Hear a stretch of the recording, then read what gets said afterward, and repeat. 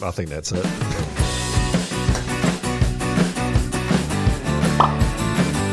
He's got problems with his microphone now. Yep. He's back. We're all back. We're all back. And we're look, I might not seem it, but you're pretty pumped about today's show, I can tell. I need something to do. Yeah. And this is it. Yeah. And I heard we were just discussing off air and we thought we might as well press record. You were just training a young fella today. How young? Oh, 17 or so. Oh, yeah. He's a good kid, and he's, I don't think he's going to be a boxer or anything, but he's responsible for these bloody marks on my forehead, and that's what happens when you retire and take your eye off the ball. And yeah, he got you a couple. Well, I guess. In the forehead? Was he aiming at your forehead? Well, I got one behind the neck here in the spine first as a shit. wide hook, and I thought, well, I don't know if I like that. And he had little bag mitts on, and I was, to be honest, it's probably the first time I've ever been hit by one of my clients playing and thought, I didn't like that. It pissed me off a little bit. Yeah. I was like, I wasn't ready to get hit. And then I got this open palm to the freaking forehead. So he was going for it. Well, and I was happy that he was, because he's usually a pretty quiet, kind of unassuming kid. So what happened? It was good, but it just annoyed me. I don't know. Unleashed the beast on him, mate. He brought out something the dragon. Happened. It'd be interesting. New girl at school, some Who knows? type of drama. He's fired up, but he's bringing it this week. So good on you, Jed, if you're watching. Well done, I was mate. thinking that only last night. Like my boy Arlo, he wanted to do jiu-jitsu and that, so we were watching some kids jiu-jitsu things, and he looks at it, on YouTube, and he goes, no, I don't know if I want to do that. And he goes, let's do karate. We've been watching Monkey Magic, like the original one. And I'm like, okay, I've got a mate that does karate and stuff like that. So I reckon jiu-jitsu is the way to go. I think it is. I think, I'm too old for pub fights, and everyone is, even at 10. But let's say you have a blue or something like that, and I think jiu-jitsu would probably win. But isn't it a bit weird? Okay, you're standing off, you got fisticuffs up, and then you go hug a motherfucker. Squeeze him out. It'd be like that's kind of cheating. Isn't get him it? into what music. the fuck is this? Yes. Just don't fight. Don't fight. But I think everyone should probably have one fight in their life. It's good test. You got to. Especially, who would have done a favour too is fucking Scott Morrison. Maybe he wouldn't be so big mouthed with China and stuff. Yeah, I think he would have. I don't know. I don't think he's had a beating actually. No way. Maybe we could organise that. Yeah, we'd definitely get pulled just to help him. Well, we should match him and Putin up and see what happens. I think we know what would happen there. Yes, not much of a match. Not that we support Putin that. will ride out on his horse, fuck him up and leave. Fuck him up, put his gear on. I think, yeah, but it's a joke, but honestly it's not. Yeah, if these fuckers want to go to war and that, there you go. Go, yeah, they should fucking the first one listen, you're at the fucking front, man. Yeah, off you go.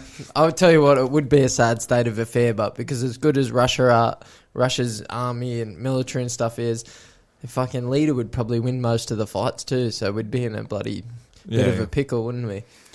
Yeah, it depends. I was thinking all about that.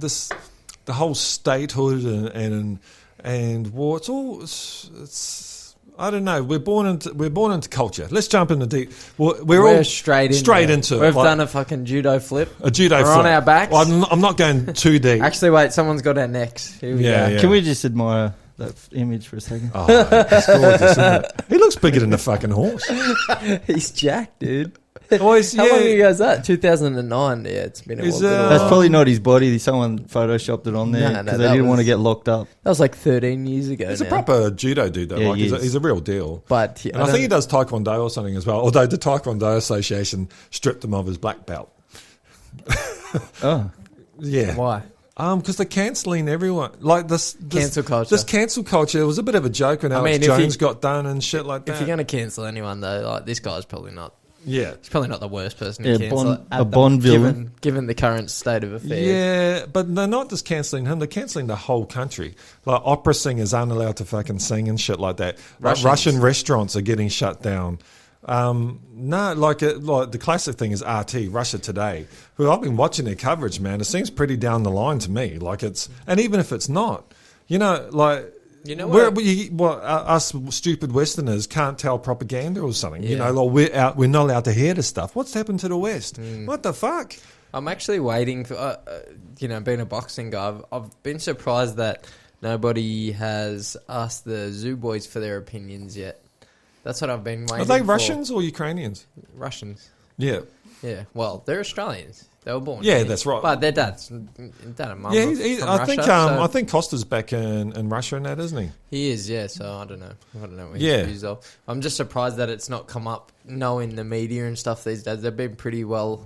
I've been surprised that they've been reasonably respectful in that standpoint. I guess. Regardless of what's going on over there, like, so it's kind of weird how some like the media. I find media. I think of it as like the eye of Mordor. So it's got this giant eye, and wherever it focuses, that's the problem. And like, hold up, there's all these other problems, like Yemen, man. Is it 1 million people being killed in Yemen over the last few years? Wow. No one gives a flying fuck about them. Because you don't hear about Don't hear about them. Or even in Ukraine, man, in Donbass in the east, there's 15,000, that's through the UN, it said 15,000 civilians have been fucking killed there by Ukrainian shelling. They're Ukrainians, No one gives a fuck about them. It doesn't matter now. It doesn't matter now. And just like Julian Assange, we're going off. I'm thinking just about media. They can build you up. You're fucking great. Julian Assange won all these media awards, but as soon as he put that thing out, Collateral Murder, showing the Yanks just fucking murdering all these journalists and stuff like that, he was the enemy. And then all the media just fucking, he's now an enemy. And look at him, he's in jail now. And they can build you up, and like that. And they can do it with whole countries. Now fucking Russia, the whole Russia, 180 million people. Which is crazy. Yeah. And there's no dialogue about what happened. Like it's black and white. And you can see that with Putin. They've been building it up for 20 years. That he's Dr. Evil and he's got this cat. Yeah. And he woke up one day and thought, oh, fuck, I'm going to fuck over Ukraine. The 60s all over again, isn't it? Hate the Russia hatred and all that. Oh, yeah, well, I grew up in the 80s, man. The fucking 80s. Like, we got Rocky IV happening again, right? Well, that's why I changed my mind about Russia. I hated Putin and all that. And then I thought, fuck, have I been brainwashed? Because I remember in the 80s, like, Russians were just the fucking enemy. Like, they were evil. They ate babies. They out to kill us. And then suddenly the wall came down and they were our friends. And then they saw interviews of Russians and like, oh, they actually seem all right. They seem quite good.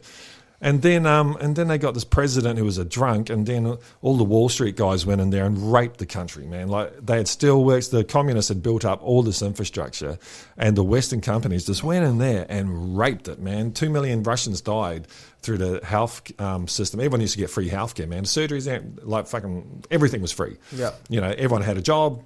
And everything was free. And there wasn't a lot of things in the shop and all that type of shit. So no one really gave a shit if you had Nikes and all that. You weren't judged on what you're judged on what you did. And and all these people died, and we loved Russia, and she was on her knees. And then Putin came along, and he wasn't happy about that, and he's got her back on her feet. And ever since he came along, Russia's started slowly getting demonized and that. And then, like, if you want a Netflix special, we should get one and just say, fuck Russia. And we'll get a Netflix special, There you go, there's one. Operation Odessa, watch that, yeah. It's good, years ago, yeah, it wasn't bad. Fucking check it out. Yeah, they got into heaps. Did they buy fucking Russian shit? He was trying to sell nuclear submarine to fucking drug dealers. Yeah. Gangster that dude. Helicopters. Like, the rule of law disappeared. The oligarchs drive around Moscow in limos with fucking machine guns out the windows and no license plate. Yeah, right. And we loved Russia then when it was a shithole. Yeah. And now it's not. It's got the rule of law back and all that, and we hate it. And then, And then you go putting fucking NATO on their borders. And in 2007, Putin said, man, okay, this NATO expansion, we said we didn't like it. You promised you weren't going to do it, but it's got to stop. It's fucking got to stop. Right? And then 2008, the Yanks invited Georgia and Ukraine into NATO. Just after Putin said they can't, it's a red line. They said it's a fucking red line. Ukraine cannot join NATO, man. And then they invited them in. And that year, 2008, Georgia attacked Russia. They thought NATO had their back, and they fucking attacked Russia. Well, that didn't go too well for Georgia. And then it's been building up ever since then. 2014, this is a quick synopsis. The democratically elected leader, there was no line. He was democratically elected. He was kind of pro-Russian. He wasn't mega pro-Russian and all that, but he did a deal with the Russians rather than Europeans. That was it. The fucking Yanks went in there, got these fucking West Ukrainian Nazis in there into Maidan Square. There was protests against it because there was protests, and they were quite peaceful until the fucking Nazis turned up. Yeah. I've got footage we can cut in later of the Nazi leader that was there. It's calling it a gay parade. He said if the Nazis weren't there, it would be a fucking gay parade. We sorted that out. And they went in there, overthrew the democratically elected leader. There's a chick called Victoria Nuland, who is the real evil person with the fucking cat. Yeah. Victoria Nuland. All this Ukraine shit was dreamt up in the State Department of the United States by about 3 or 4 people. Probably number one is this chick called Victoria Nuland. There's a famous YouTube clip of her talking just before the Maidan. Is that her? That's it, man. I hate to say a human being is a piece of shit, but that thing there is a piece of shit. Like, she is a warmongering, I don't want to use a derogatory female term, but cunt. And because some people deserve to be called that. So there's a famous YouTube clip. We'll probably clip it in. And she gets caught. The Russians are listening in on her conversations. She's talking to the American ambassador. And she's saying, right, the coup's coming in 2 weeks. I want this person as the president. He's my man. I want this person as the foreign minister. This person, this person. The Yanks decided who was going to run Ukraine.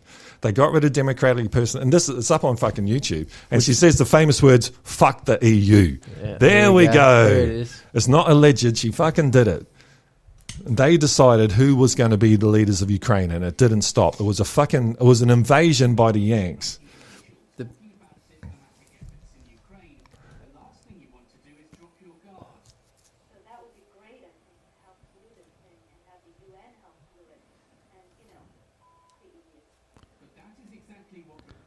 It's not.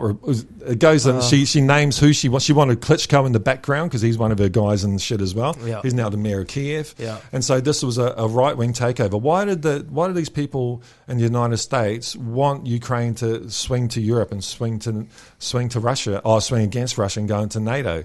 Because they fucking hate Russia. Yeah. She's a fucking hates Russia, and there's a big US push to break Russia up into 4 or 5 different countries. That's what they tried in Chechnya, and they almost did it in Chechnya by putting these head-cutting assholes in there until Putin went fucking troppo and just killed every motherfucker there. She's speaking about Klitschko there. Yeah.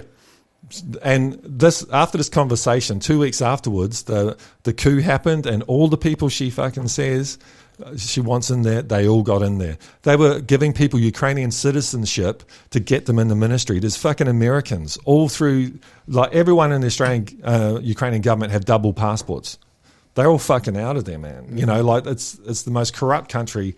Well, it's the most corrupt country in Europe, which is saying something, but one of the most corrupt in the world. Yeah, and that's been known. It's been known, yeah. Politics and stuff. And so that was 2014. It's just a shame. The problem with all this shit is that how many thousands of people, well, now millions of people have had to flee the fucking country. The fucking A. How many fathers and stuff get sent back to the front line and they're going to die because of it? And they're not fucking fighters. Yeah, they don't give a and it was all because of that bitch. Decision in Washington. It wasn't a political decision in fucking Ukraine. The new president, the actor guy, he got in on a peace ticket, man. He was supposed to make peace, and then he went to the Azov Brigade, the Nazis and shit. And he said, okay, we're going to make peace in that. And they said, we're going to fucking kill you. You're not going to do dick. Fuck off. Yeah. So, here we go. And intuitively collaborated with Nazi Germany. Yeah, so they follow this. Their hero is this guy that murdered 30,000 Jews in the Maidan Square in Kiev. It's a really... Maybe I should do a whole story on it, actually. Because it's fucking just so... It's so awful, but what it shows me is the population, us... Go back up. We can't be fucking... What's this tweet? We strongly condemn any glorification of collaborators with the Nazi regime. It's time for Ukraine to come to terms with its past. Oh, yeah. Like there's this footage of the American ambassador over to Ukraine, and he's sent out a memo. And I think it was 2019. He's now the head of CIA. I think it's William Burns or Charles Burns. Anyway, and it's called Net Means Net. And he says, this is an existential threat for Russia, and probably fair enough. NATO, if we push Ukraine into NATO, there will be war. And the Russians have a point, So the point being is that if you join NATO, there's a clause, it might be clause 3 or clause 4, that if you get into a fight, if you have a war, then all the other NATO countries have to get in there. Now, if you've got a pack of crazy motherfucking Nazis on the borders that join NATO, and there's a war breakout, that means World War III. That means we all die. You know, like it's the fucking end of everything. Mm-hmm. And the Russians are saying, like, it's bad for us as do well. it, This is just really bad for fucking Yeah. everyone, man. You know, the Tomahawk missiles, because what happened in 2018, I'm jumping a few things here, but Trump pulled out of the short range or medium range nuclear missiles treaty, which means the Yanks and the Russians, they wouldn't design any more of these medium range missiles to carry nukes. He pulled out of it. Now they got nuclear bases. Yeah, Trump, he just pulled out of the fucking treaty, man, and started making these nukes. Now, these short-range nukes, they can be in Romania in a couple of minutes. Like, NATO's got shit in Romania. It can hit Moscow in 2 to 3 minutes.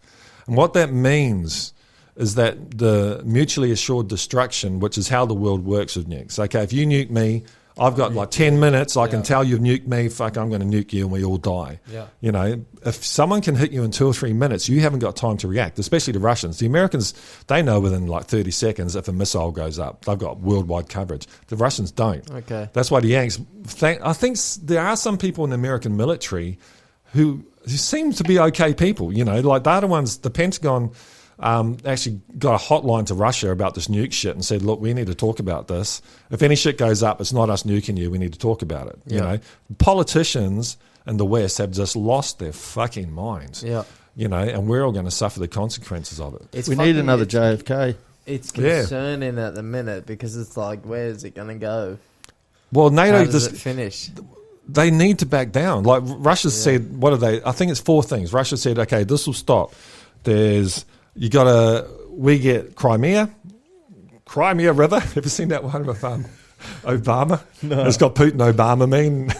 And Putin goes, Crimea. And Obama goes, what? And goes, Crimea River, you know. Anyway, so... Fat Yak or Asahi? Asahi, I think. Yeah. Flavour of the week. Oh, fuck yeah. Asahi is good. It is good. I'm going to get one as well. Anyway, so the Russians want a few things. And what do they want? The main thing they want is for Ukraine to be neutral. Like, that's fucking it. And neutral and no Nazis. You know, and the West won't, like, and the Ukrainian leadership, this prick, he's lost. You know, we'll put up a map of what's actually happening now in Russia.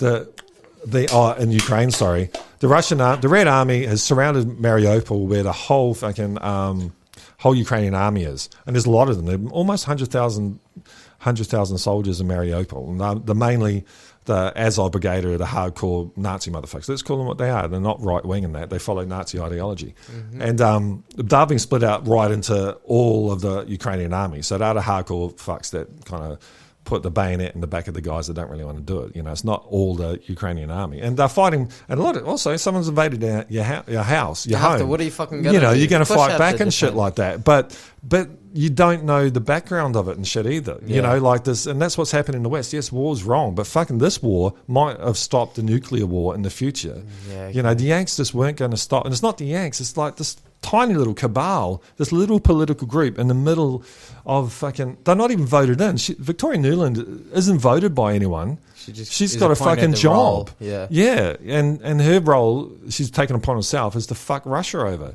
You know, and it's fucking madness. Yeah, it's fucking madness. They are mad. They have... The problem is, like, people get into these positions in their lives and they're like, well, like, what else matters except for their ego? They get all consumed by power. It's fucking mental. How do you not think about the rest of the world? Well, even people on a fucking, just on a humane level, how do you fucking just turn over people's lives just for the sake of gaining what? Gaining what? Gaining what? What the fuck are you going to gain and how far is it going to go? Your life is, if you're lucky, your life might last 100 years.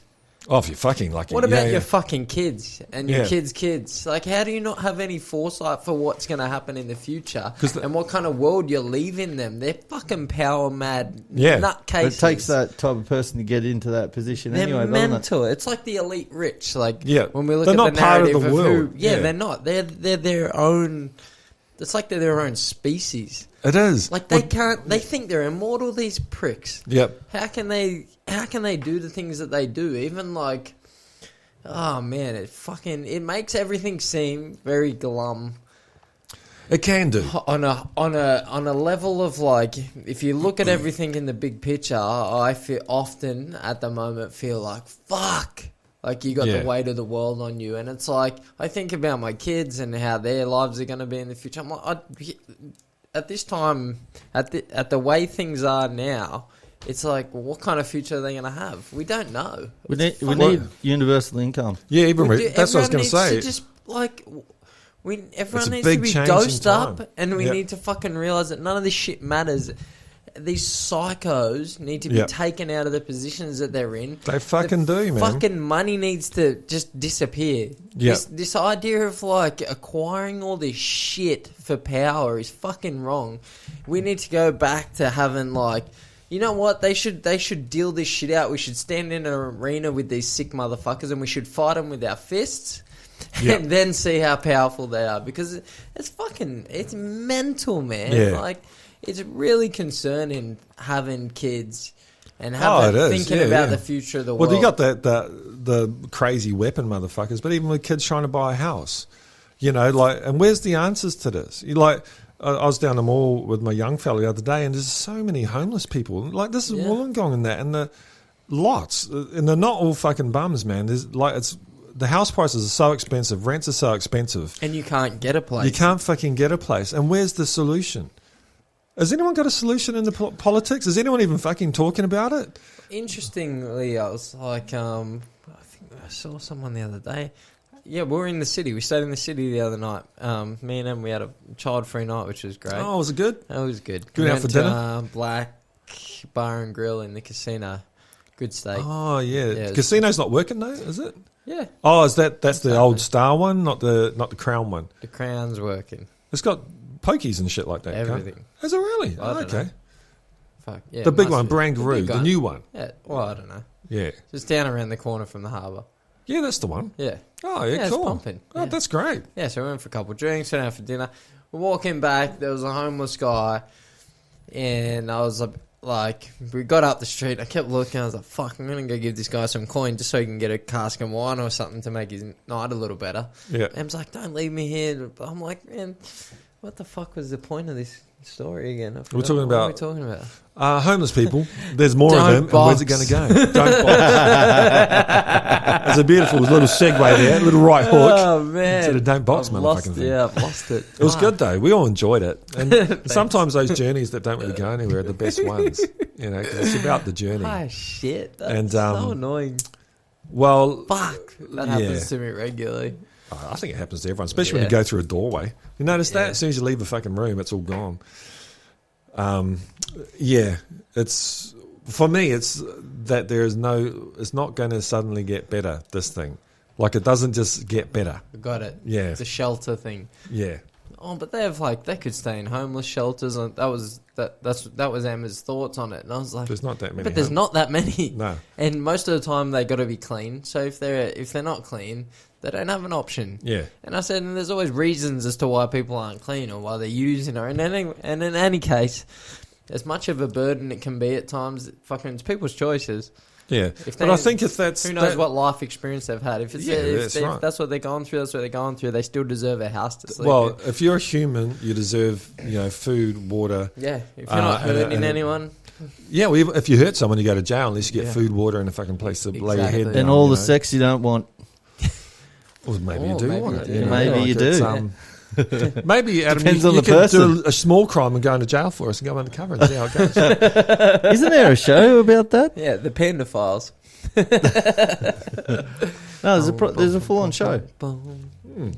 Really? Yeah, I can't think of what it's called. Well, he jumped all over there. I'm going to do a whole nother thing on that situation over there. Yes. But just it's a lot more complicated than what anyone thinks. It is. And we're not being shown. The problem is we're not being given the angles. It's gone like now they're saying, because Russia invaded Ukraine, all prices up are going through the roof, and commodities are going to go through. Now, actually, that's basically a lie because it was happening before anyway. It was happening before to the max, but also Russia hasn't cut any fucking oil. The bloody West cut their own oil. Yeah. The rest of it, we're not going to do Russian. We're not going to have Russian this, Russian that. Our leaders did. The people at the banks and that were saying, there's going to be fucking hyperinflation on top of the inflation we already have. Russia hasn't pulled a trigger on any of that shit. It's actually our own leaders are fucking cutting our own throats. You know, it's they're insane. These fucks, like, not even insane. Oh, they are insane. Like, Maybe they they're don't. just idiots. They're idiots. We used to have, you know, like politicians, kind of wore suits. They were serious people. You know, like they thought things out. Even if I didn't agree with them, that they were well thought out. Their way of doing things. Now, this whole media hype, like since COVID, even before then, it's a fucking hysteria, and the hysteria that the media put out has now got into the political class.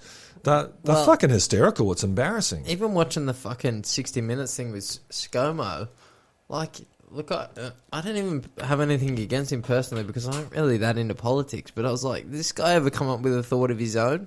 Yeah, it's like he was sitting there asking his wife every answer he should. He's just like looking over to his left or his right. Why was he even on that show?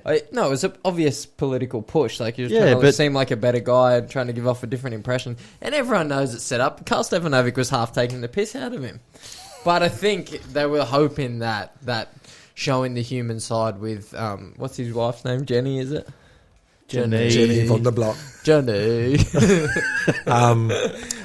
Would help kind of... And that's what we end up with. Like, Putin never sat there with his fucking wife and all that. Like, can we just be serious? Why do we have to be powerful? This? Yeah. And like, and strong yes. of will. Be sure of what you're doing. Be sure, and also answer fucking questions, serious questions. Be across your fucking portfolio. Yeah. You know, like, sit there, like, you know, not to go on about integrity. Putin like a stooge. Every year he gives one major speech, and people should just go watch one of them. But he gives a major press conference, Putin, in Russia, and all the world's media there, and he sits there and he answers questions for fucking hours. One time it went for like 6 hours or something from every journalist in the room, and he doesn't stop until there's no more questions. Could you imagine any Western leader fucking doing that?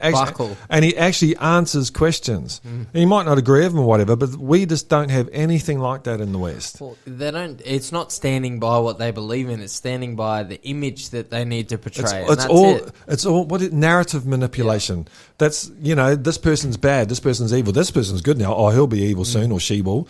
Oh, that's a good person. No, he's no good. Joe Rogan's no good. He's a right winger. Yeah. Like Neil Young, who I used to respect and all that. He probably hasn't even watched the fucking show. Joe Rogan would have had him on that show, and he could have spoken for 3 hours about whatever he wanted. Yeah. So he does have a disease.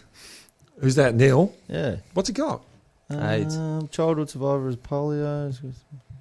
Yeah, he just sold his back catalogue for $150 million. Yeah. It's hard to, as a musician, it's hard for me to give a fuck about people like that. You know, why don't you put a $150 million scholarship for Canadian musicians?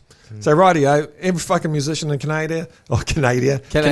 Oh, Canada, you get a fucking, you get an album or something. Yeah, and you get a free Pabst. Yeah. It was a good beer. What was it, 1801 or something? 1892. America's second favourite beer. Oh, yeah. The old Pabst. So, going back to the cancel culture, like, I was thinking about what are the best things about the West? What sets us apart, and what was a good thing about us? Because when you look at the history, there's been a lot of bad things, and probably the worst thing about us was what happened in the United States and in other places was slavery. That's one of the worst things. Although that was everywhere in the world, it wasn't just the West. Yeah. The West had a particularly nasty form of slavery, but it got rid of it, and it got rid of it around the world. That was a fucking good thing. You know, that was... No, it's back in... Isn't it back in Libya? Well, then they put it back in Libya. Obama and Hillary Clinton, who's another interesting person. I won't use the word on her. Yeah, they bombed... we just talk about Gaddafi was our friend. He was our friend. Now he's our enemy. Now he's our enemy. Oh, he's been attacked. Oh, let's do a no-fly zone. And this is one bad thing Putin said. Him and China and Putin said, okay, you can do a no-fly zone. They didn't do a no-fly zone over Libya. They went and blew the fuck out of the Libyan army. That's not a no-fly zone. They destroyed the Libyan army. Next thing you know, there's slave trading in Libya now. Libya was the richest country in Africa, had the lowest infant mortality in Africa. It was fucking Gaddafi was pro-African, man. He let all these black people in, gave them degrees and shit like that. He was a pretty cool cat. He was pan-African. That's what he believed in. And they just wouldn't have that. And they killed him. And now Libya is the biggest shithole in the fucking world. And no one cares in the West. We're all keen in our media. Let's go help out Libya. And we fucked them. I'll be honest, I haven't even heard any of that. Yeah, that happened. It wasn't that long. It was like 10 years ago or something. And now, it's slavery. We can go to YouTube and watch slave markets in Libya, man. Jesus and this was the richest country in Africa. There you go. Modern day slavery. And who bought that back? 2018. Isn't it quite ironic that the first black president bought it back? You know, this fucking like these people aren't. They're not. The color of their skin doesn't matter. It's their minds. These ruling elite. They're fucking lizard people, man. Yeah. Ikey's got something on them. They are. I don't think whether they're actually lizards. They're fucking. They're lizards, definitely mentally lizards. Humans don't matter to them, man. Speaking of Ikey, I haven't seen anything pop up from him in a long time because he's barred, man. He's shadow from like a fucking Vice show from like 10 years ago. And he's popular as fuck, that guy. And he's I tell you, he seems less and less insane each day. He does. I've got to say, the problem, like, it's bizarre now because you can find. There he is. There's Trump. That's right. Or Biden. They're both the same. Whoever. Yeah. Same lizard, different mask. That's good. Did you come up with that? Just now. Yeah, fucking hell, man. That boxing brain has got something to it. Not much, but something. Boom. Yeah. Oh, gosh. It's way It's too a bit late now. That's it. It didn't even work. I turned the motherfucker down. Bit rusty. Yeah. There we go. Yeah. We need someone separate sitting on that. We're now hiring. Yeah, if you want to, we'll pay you in 2 beers. Yes, 2 beers or not 2 beers? That's the question. So, yeah, there's when it comes to these conflicts, there's a lot to be said. But if you look at most conflicts around the world, I'm not even kidding. You know, you can say this person versus that person, this person, that person. At the bottom of it, you normally find the CIA. Yeah. They're in there somewhere, man. Yeah. There's some grand ploy from the empire to do something. And it's not American people in that. It's not even the American military. Like that. If you join the army, you got a job to do in that. And the politicians point you that way and they say, go do that job. It's the politicians' fucking fault. You know? Interestingly, like all these guys that speak coming back from service, though, seem to be disenfranchised with the mission, and it always seems to just be about them backing their buddies, and that's it. Well, imagine the camaraderie you must have. Yeah, that's right. Like, yeah, some good books on that. I'll be honest, a little while ago I was like, fuck, I'm going to go do battle. Just trying to get in. And then I actually thought about it, and then I started thinking about what you'd actually be fighting for, and I was like, nah, that's the issue. Like the last real good fight, I think, for the West was World War II, man. You know? And then look into how did that prick get in power? Well, it turns out Henry Ford and all these American industrialists put him in power because they didn't like the socialists. They thought they could control him. That's my main fear in what's happening in Ukraine is that they've put these Azov brigades, and it's not a joke. Just look it up, man. There's fucking who rules the army in Ukraine? Who's the main dudes? Are these fucking right-wing Azov brigade Nazi dudes, man? They follow. Fucking what's the Nazi? He's a Nazi guy. He's a hero in Ukraine. Yeah, Sabat. I had him just up. Yeah. Well, that cat anyway. So, but they're now training them up, and they're heroising. They're making them fucking heroes. Like Facebook had them barred. They've been barred in the United States and that for being Nazis. Like in the government of official things, Facebook have barred them for years. And Facebook, don't forget, Mark Zuckerberg's Jewish, have now said it's okay to praise the Azov battalion. It's okay to praise them. I'm like, okay, the fucking wear Nazi symbols on it. Like, it's not a joke. No. But in some ways, it was a joke. Like, they were a bit of a joke. And Hitler was a joke. Don't forget, in the early 1930s, Germans laughed at him. They thought, who is this dickhead? Until he got power from the Western industrialists. Now, what the fuck are we doing in Ukraine? There's billions of dollars of weapons going in there. They're going into the west of Ukraine where all the Nazis are going to be pretty soon. The Russians looks like they're going to divide the country in half. I don't think they're going to go the whole way. I don't know, but it looks like they'll divide it in half. The Russian speakers are mainly in the east. In the east is all the coal mines, all the wheat fields, all the wealth of Ukraine is in the east. So big wall up, and then get all the Nazis and that, the ones that are still alive, pump them out to the west, fucking have them, Europe, have all these armed to the fucking teeth, fucking hell, fascist dudes, and that's what I'm talking about. Where the fuck is this going? Yeah, while it's not, it's looking very ominous, man. Holy shit!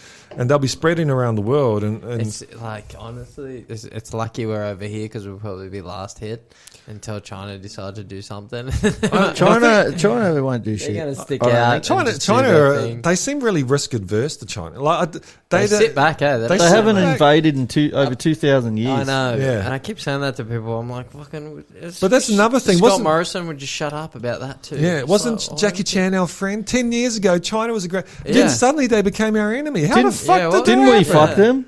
Didn't we fuck them with the free trade agreement? Yes. Oh, I'm not sure. Yeah, might have. Yeah. Talk to Pete the Beast about that. He's got like an hour We spiel should on get it. Pete the Beast back on about this issue. This would be good because him and Matt would have some Yeah, but that it goes back to the Eye of Mordor idea. Where's this eye leading you people? You know, the media decided this is, and like, okay, Russia's the issue now. Remember it was COVID for 2 years? That was the fucking issue. Now we got we got a bigger issue. COVID doesn't even fucking matter. Not at all. You know, not at all. Okay, forget about that shit. Everything's gone now. You can do whatever the fuck you want. Russia's the issue. And as soon as this is sorted, China's the issue. Who's the issue next? Like, fucking, is New Zealand going to be the issue? Like, fuck me. I doubt it. You know? Those little guys down there.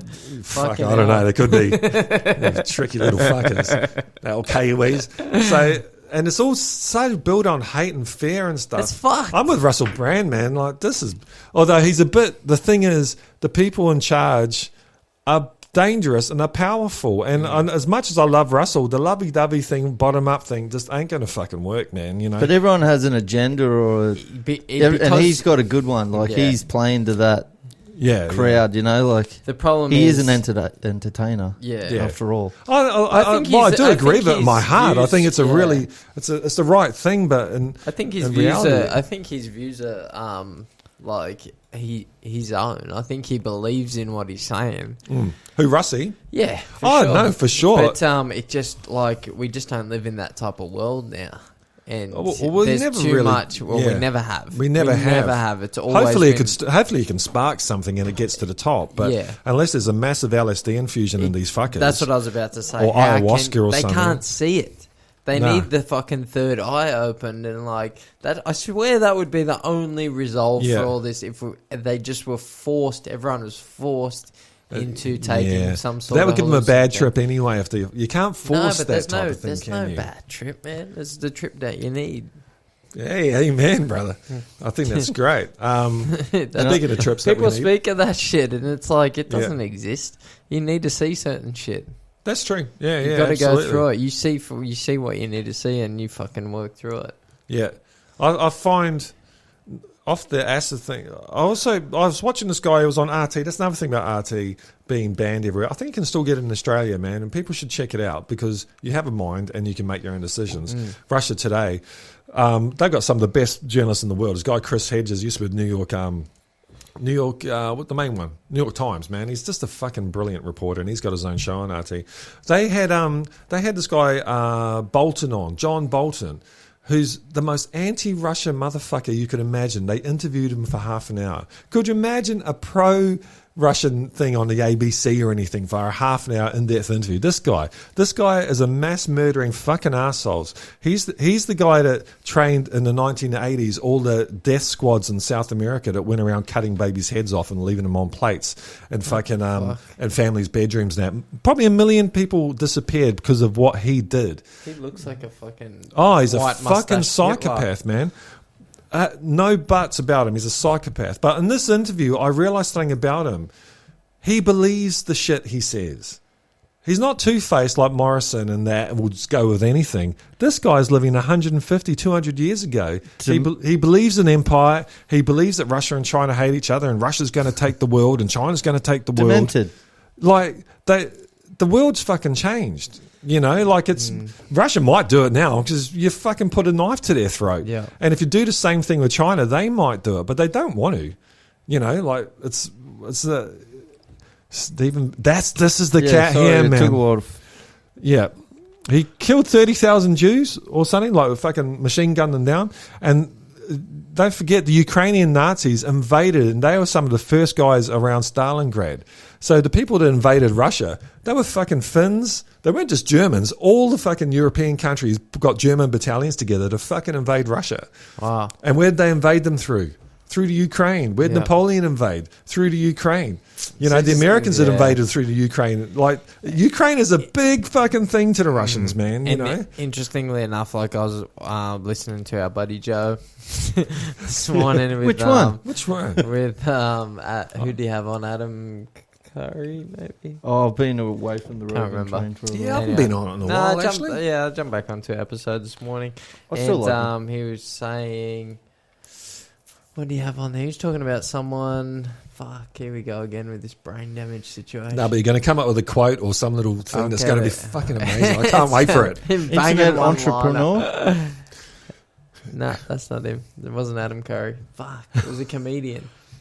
He gets a lot of comedians. Tom Papa. That's right. Yeah. Now you're talking. Tom Papa, and he was talking about. He was giving the Ukraine's Russians' perspective to an extent as well. That's what it was. No, the French. He was talking to the French. He was talking about Putin and one of the French diplomats chatting and saying that he was listening to an interview with him or something, and he just kept going on about history, like the Russian history and how, just kept going over and over how like fucking this happened and that happened, and so Rogan was saying like that concerns him because he's like, anyone that's thinking about history in his position and at his age, he thinks like, fuck, he's just thinking I'm going to leave my mark here and they're not going to fuck Russia. You know, the problem... That's exactly what he's thinking, man. And this is, sorry to jump in, but everything I've seen of Putin, I've been following... I changed my mind on him pretty much when the Syria war happened. It just freaked me out because I'm a lefty and I've always been a Democrat, when it comes to American politics and shit like that. But then Syria happened and we had this fucking death cult screaming across Syria, cutting heads off. There's like the shit that they did. Toddlers in a fucking cage and machine gunning them. Like, this is the worst type of fucking freaks, man. Crackhead off their face, gone nuts. And the West wasn't stopping them. They didn't do nothing. They were fucking... No one did anything. Assad and all Syria's about to be torn apart. And then what happened? Fucking Vladimir Putin happened. He went in there. The Russian Air Force were doing 1,600 sorties a day. They fucking saved it. They saved Syria. And people say, I don't like Assad. Oh, so you want to kill every fucking Syrian, do you? Yeah. What if you fucking go there and get your head cut off? This is the thing, though. People don't put themselves in the position. Like, you got to sit down and think for a second. What is it actually like being on the front line That's at fucking war? right. We bullshit. Don't know because we haven't been there, but you can fucking... If you use your imagination for a second, think about being cold and fucking hungry, seeing bullets coming at you. You can fucking die at any point in time. Your buddies are getting killed. I don't think there'd be any type of, these like diseases people have in that, I'm a bit stressed from work and shit like that. Like chronic fatigue. Anxious. No, wait. Hey, point of privilege. Yeah. You identified me incorrectly. Oh, did I? Fuck yeah, me. That's fucking right. Can we use less gender-specific language, please? Yeah, as you're shooting me and stabbing me with your bayonet. There's plenty of horror, war books written that scares the shit out of you without actually even having to go there. Have to think about it. Even you killing just got to read someone someone who's been there. And what happens to civilians is not something done lightly. And so when that happened, and then the West just turned against Russia, I'm like, hold up, they're stopping these cunts. Sorry, this is the third time I won't use that word again. We're Australians. And then I'm saying mate here. And my fucking mates, like good friends of mine, have been we're on the same length and stuff like that. They were saying how bad Putin was, and Syria. I'm like, hold up, you know who he's fighting? Yeah, like you don't have to like the guy or anything, but have you gone insane? Spun, but yeah, like they fucking went insane. It's interesting because what's happening in Ukraine now, as far as the Russian military goes, is exactly what they did in Syria. There's a place called Idlib province, and Idlib is the city. Oh, it was Idlib. It was one of the main cities in Syria. ID. I think so. It's a famous battle anyway. It's full of jihadists and shit.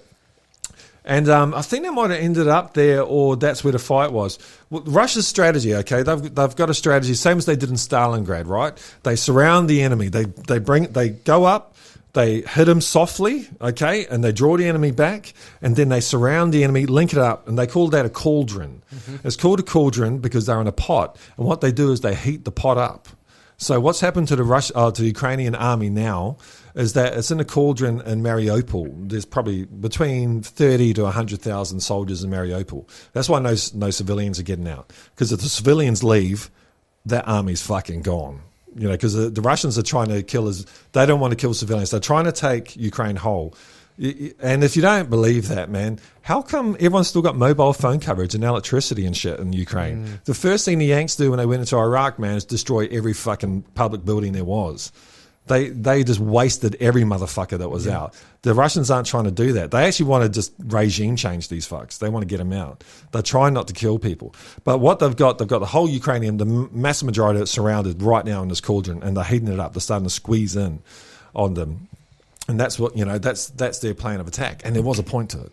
And it's just fucking completely gone out my head. I was thinking witches and cauldrons. Well, you were having a good time with it, though. This might be worth a good Syria read. Cauldron. So what they're doing, we're back on it. This is great. So they did the same thing in the city. It was full of jihadists. If you go into a city and fight door to door, there is no city left. The city gets destroyed. There's fucking nothing there. So what they do is they set up security corridors for all the civilians and the fighters. They did it here, and they said, "Okay, all you jihadists, you're surrounded. You're going to fucking starve. We're not going to kill you. Here's a corridor. Out you go. Out to the west. They went to another city. They weren't allowed to take their weapons, but the Russians let them go. And then all the civilians were out, and they took the city. This is exactly what they're doing in Mariupol, and that's their plan for Kiev and everything. They surround it. They have complete control of the air. They could destroy everything in fucking Ukraine.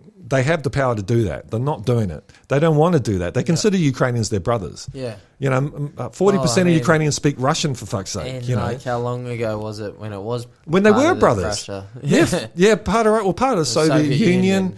Like Crimea, the whole thing about people saying, they stole Crimea. Has anyone heard charge of the Light Brigade? Russia fought England for Crimea. Yeah. It's a Russian, the trooper by Iron Maiden, a field of trigger and pulls a blow as a Russian has me in his sights. Russia, it's fucking Russian, man. Yeah. They all speak Russian. There's 90%. They had a a referendum. 95% of them, it was a real one, decided to go to Russia. It was never part of Ukraine. It was only an administrative thing in the Soviet Union. Khrushchev came along and said, okay, Ukraine, that area of the Soviet bloc can just handle Crimea and stuff. But whatever, basically there's all these underlying things going on. But as far as the war goes, that's what the Russians are doing. They're opening corridors to the west, and they're funneling all the soldiers and all that there out to the west, and then they're going to block it off. If you don't want to be part of this part, fine, don't be part of it. Yeah. And we're out. And I don't know if it's right or wrong, but there are reasons behind it. And I honestly just don't see what our other choice he had. They've now found chemical weapons laboratories in Ukraine. The Yanks were they were giving Nazis fucking chemical weapons. Well, they were the same ones that they had in Iraq. The same ones that weren't fucking in Iraq. Yeah. They've now found Victoria Newland. I've got the video, we can put it in later, has come out in congressional hearings, said, yes, there's biological labs in Ukraine, and we're trying to get them destroyed before the Russian gets there. But they're fucking anthrax in that. Russians already have them.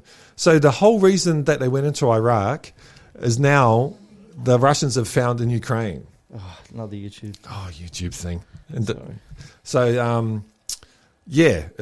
It's fucking wild. Crazy. And it didn't have to happen. All these people were dead. All these young men, they're all 19, think they've, I'm protecting my government. And government that was installed by... They don't give a fuck about you. We all get tricked. Controlling them doesn't. And when you're 19 or 20, you're full of testosterone. You want to go test yourself and all. You think you're doing the right thing. Yeah. It's fucked. You shouldn't be able to join the army unless you're 50. No. And you've got grandkids and shit. Just families losing their fathers. And this goes for generations and generations, That's why the Russians don't want to... They try not to kill as many people as they could, because they fucking could kill everyone in Ukraine, but they don't want to, because they want just a peaceful, quiet neighbour next to them. Yeah. That hasn't got nuclear weapons and doesn't hate their fucking guts. And that's going to be hard to do now, man. So, man. And hopefully it doesn't spread, bro. But basically, you can see the world game, the big power game from 200 years ago, or 500 years ago, 500 years ago, there's a guy called Malthus. He was part of the... I think it's the East India Company, and that's when they just realised the world was actually round. And he was the first economist, to do a... You got it. That was really bad. Well, anyway. That was great. And we're going deep. Here's the first economist. This is why I trace it. I'm like, where did this ideology of just owning the whole world came from? We came back to this Malthus. And he was part of the British East India Company, and he did a census on all the world's resources and all the world's people. They realised there's a round world, and they thought, fuck, we can own the whole world. And then he did a census, and he realised there's not enough to go around. So if there's not enough to go around, we might as well have the whole fucking lot, because someone's got to miss out. And that was the empire decision made 500 years ago. That is, the mentality is still the same. Yeah, There's people in power. through. Some of them still have the idea that we'll have the whole fucking lot. Why the fuck do you want it? This is the I don't know. disease. This is a that disease, sits within man. them. Yeah, Like, yeah.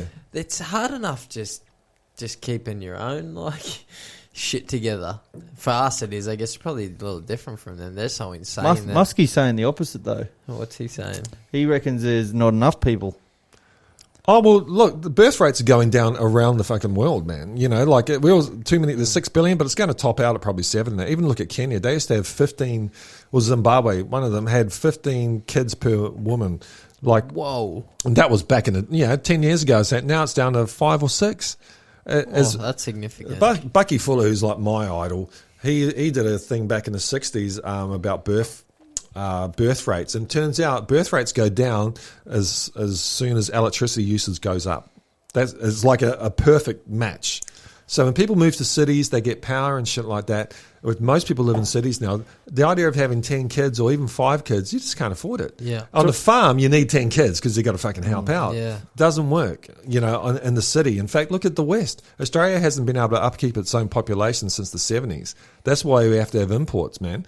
Every female in Australia needs to have 2 and a bit kids to even keep it level. They actually need to have 3 kids to grow your population.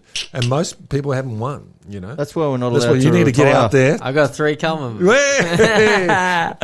right. Ding, ding. Yes. Well, we got 1 coming. Yeah, Have you got 3? Or? That'll be 3. That'll be 3. Oh, my God. Good on you. No. Yeah. Imagine that. I'd need to invade Russia. Still fucking wealth. Jesus. Oh. Man, so yeah, that's happening. Yeah. I want to caveat everything I said. That what's going on in Ukraine is fucked. This is completely fucked. And we agree with that. We agree with that. And people fucking getting killed and shit. War's fucked. War's fucked, period. 100%. But it pisses me off. People come out and say war's fucked, la-di-da-da, and then, but they Smash don't do any one side. don't do any some research to stop the next one. Like the Yes. next war's in fucking Taiwan, and we might be involved. Now, that's not a fucking joke there, and the idea of putting your head in just watching fucking Channel 9 news and getting your information there, you're going to be to blame when your kids are over in Taiwan getting their fucking legs blown off. Yeah. We got to get some decent leaders. Why don't we learn from history? Because we're not taught it. No, we are taught it. A lot of people know. Like Putin went on about all the history, but then he's still... Oh, because our media, like the school system, you know what I mean? Like, you're saying like he's not even learning from history, and he understands it all. Well, I think he has learned because he knows what's going to happen to Russia if he doesn't do something. History doesn't do much. We don't learn from our past mistakes. We just seem to fucking repeat it constantly. But it's a human condition of the ego. Do you think it's our culture though? Like we're talking for 500 years, we repeated it. Like, do we just need a complete change in this culture? Yes. Like it's... Life needs to be flipped upside down. This shit does not work. The way people think doesn't work. Our condition as humans is diseased. We're fucking... I think it's the individual thing. Yeah. Where you are sounding more and more like a communist, my friend. You need to cut that shit out. No, comrade. No. Oh fuck! I think I am. It's a spiritual thing. Marxist. Marx had a lot to say, but the spirit. Well, Marx had a lot to say about capitalism. He didn't have anything to say about communism. You're talking about Marx or Marxism? Marx. Yeah, we could. I don't fucking know enough about that shit. No one does. No. Like, especially Jordan fucking Peterson. I just think all systems are just fucking retarded. Well, we don't need people to tell us how to live. I don't understand why individuals can't just get together in communities and work shit out. If everyone just put their bullshit, and this sounds so fucking like... Cliche. Airy-fairy and clear. Yeah. What is it? Cliche? Yeah, that's the word. But like at the end of the day, man, I'm telling you, if everyone just keep saying, I sound like a fucking drug addict. If everyone just like looked into themselves a bit deeper, took the right type of vegetables, and went on their own little journeys, we'd be better off. I don't know what it is about But I think that's an individual level where the problem I think is bigger than individuals because it's a systemic problem. Like let's say CEOs and systems need to be broken. How do we break? How? I don't know. Because these systems are set. Does he forget what I did? No, we can fix that here. I don't understand anything. But you know how to fight it. I know how to fucking look into myself. Because like my guru, this Bucky Fuller guy, he fought for 50 years. He thought that politics just didn't matter. And he said you're never going to change politics and you won't change a system from the inside. That's why I really like Bitcoin, because it was a way of changing the system, but not from the inside. You make a new system. And what happens if everyone in the village catches a boat across the river, and sometimes people drown, there's floods and all that. Okay, that's just the system they have up there, and you can go in and say, maybe we should do something, maybe we should do something else, and there's all these village debates now. But if you just go build a fucking bridge, it's just a better system. Everyone will use that system. You don't need to do politics. You just need to create the infrastructure. It'll change it. Do you think it's too late now because laws and regulations bring out by different governments? They're trying to cut that Bitcoin avenue off. Oh, they're trying to cut fucking everything off. Yeah. I don't know, man. Well, I don't think it's going to go. It's fascism, man. Is what the West is turning into, right? You don't have freedom of speech. We don't have freedom of thought. Yeah, or freedom of thought. None of us can fucking think for ourselves anymore. Yeah, because we're just fed what to think, and that's been part of this mass manipulation in fucking the social media and all that kind of agenda that's flowed through the mainstream. It's to gain control in every aspect. They've gained control of our thinking on a fucking individual level. Yeah, and they do it through the magic of words and visualities through screens. Yeah. And then if someone puts something on the screen that doesn't fit into what they say, fucking you're out now. Yeah, it's fucked. It's fucked, mate. We're at a real problem. It's fascism. Wow, we've gone from being like a positive-based fucking podcast to just saying we're all fucked. But this is the idea of avoiding the trap is known of its existence. We know this is a trap. There's shitloads of people around the world that want to do something about it. So I tell you, this little eye in this triangle here doesn't seem as fucking far fetched as it used to. Throw it up again. Jesus Christ, where is my camera? I forget. There it is. There, a little Illuminati. I like that. It's like going to sacrifice. That's just come out naturally. Breaking down systems, but there are ways to break down systems. The share market, we can break. So all companies are run for the share market, right? They run to make every company on the share thing is run to make, not to make the world a better place or make a good product or make it. Yeah, it's to make money for the shareholders. Yeah, can't we just change that and say, why don't we make it for the employees? There are laws that the government can do. The guys that are going to change it are not going to allow it to be changed. They have the power. Well, you know what pisses me off? If you work in a production line and you have to work a certain number of hours, like just say it's 12. You usually have made way more. Are we talking about coal mining? We could be. Yeah. But like any production line, it's all the same. You always make the same contribution to the profit. You've already made your money, like what they're going to pay you, well before your shift ends, and the rest is theirs. It's theirs. Like, we don't get a piece of that. He's been reading his marks over there. Yeah, maybe. And what do you call that? It's the excess. He's got a word for it anyway, but it's. So what it means is that you put your work into, even if it's getting coal mine out, and you produce this good, but you have no say. You go home, take a little bit of that. No, we're not allowed to take that coal. You're not. That's called stealing. Yeah. Well, you take in a different form. You get a bit of money, but they get a lot more money from your endeavour. Yeah. So you have no control over your work. It's cheaper for them than having us as slaves. Like if we were actual slaves, they'd have to feed us and provide shelter. But this way, they give us a little bit of money to get us away, and then And the thing is, you guys are the ones that do the work. Yeah, we're economic slaves. Yes. Yeah. But we don't reap the benefits. But everyone in the capitalist system is because it's all. That's what I mean. We're sucking at the teeth, and so we need to change it. So why don't I change it? I think it would change naturally. So Marxism basically said that, but he said that capitalism would eventually lead to socialism, which just means everyone has enough and everything's kind of cool and we have a good time. He said that was heading that way because there's industrialism. The way it goes, and it's not, but especially in the West, because we've now we don't really make things anymore. We've turned to financial capitalism where banks just invent money. And if they invent money, you don't even need workers. So they can all be homeless, or even better than that, they can go to jail. They can be slaves in jail, make stuff for us, and we get profit from the government for putting these people in jail. And the government pays us, private jails, and all through the States, and now they're here in Australia. So the system is not even capitalism anymore. I think most of us would kind of be happy with that if there were jobs around, there's industries, and money moving around. And if you had a job, like my dad, he was saying when he was a kid, if you went to be a diesel mechanic, and only the really dumb people went to be a diesel mechanic, because there's jobs everywhere. There was enough, like, it wasn't free money. You went and got a job, you got a trade, and the government paid for it, and then you made tax. You put it all. It was a beautiful thing. You paid tax, and now, like, I remember my little brother. He was the dux at a school down in Canberra and stuff, and his best friend was second, and he left school to become a diesel mechanic. And my dad was telling me, goes, that was like the lowest job you could get. Everyone could get a diesel mechanic job and shit, and not that there's anything wrong with that, but just goes to show that people don't matter anymore.